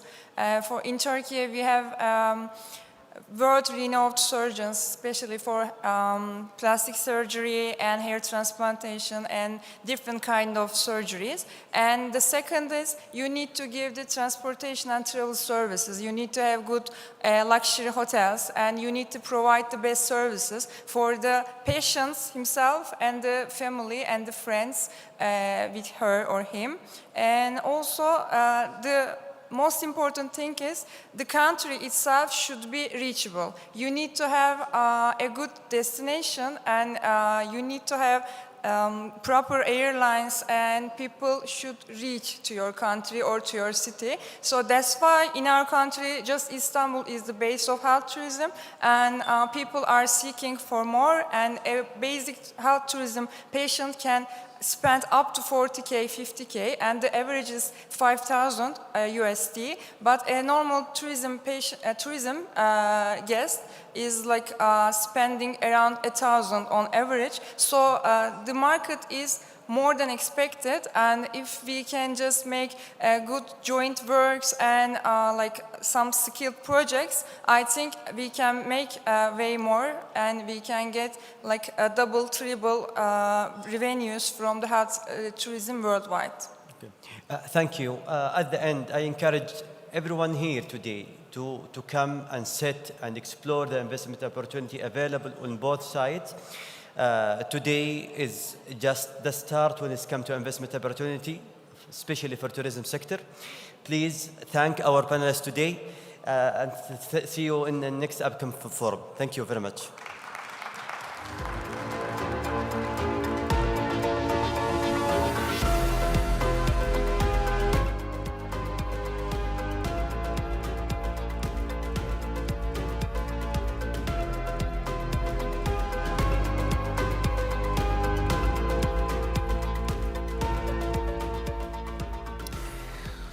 What a great session. Thank you all.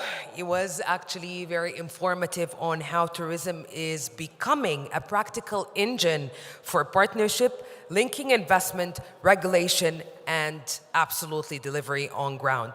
Throughout today's discussions, ladies and gentlemen, we have explored how Saudi Arabia and the Republic of Turkey have worked together across sectors from trade, industry, mining, infrastructure, and tourism. And now let's connect the momentum of the Saudi-Turkey Investment Forum 2026 with the direction ahead. We look forward with confidence to continued growth, prosperity for both nations. With that, ladies and gentlemen, we come to the close of the Saudi-Turkey Investment Forum 2026. Thank you all for being with us. Çok teşekkür ederim.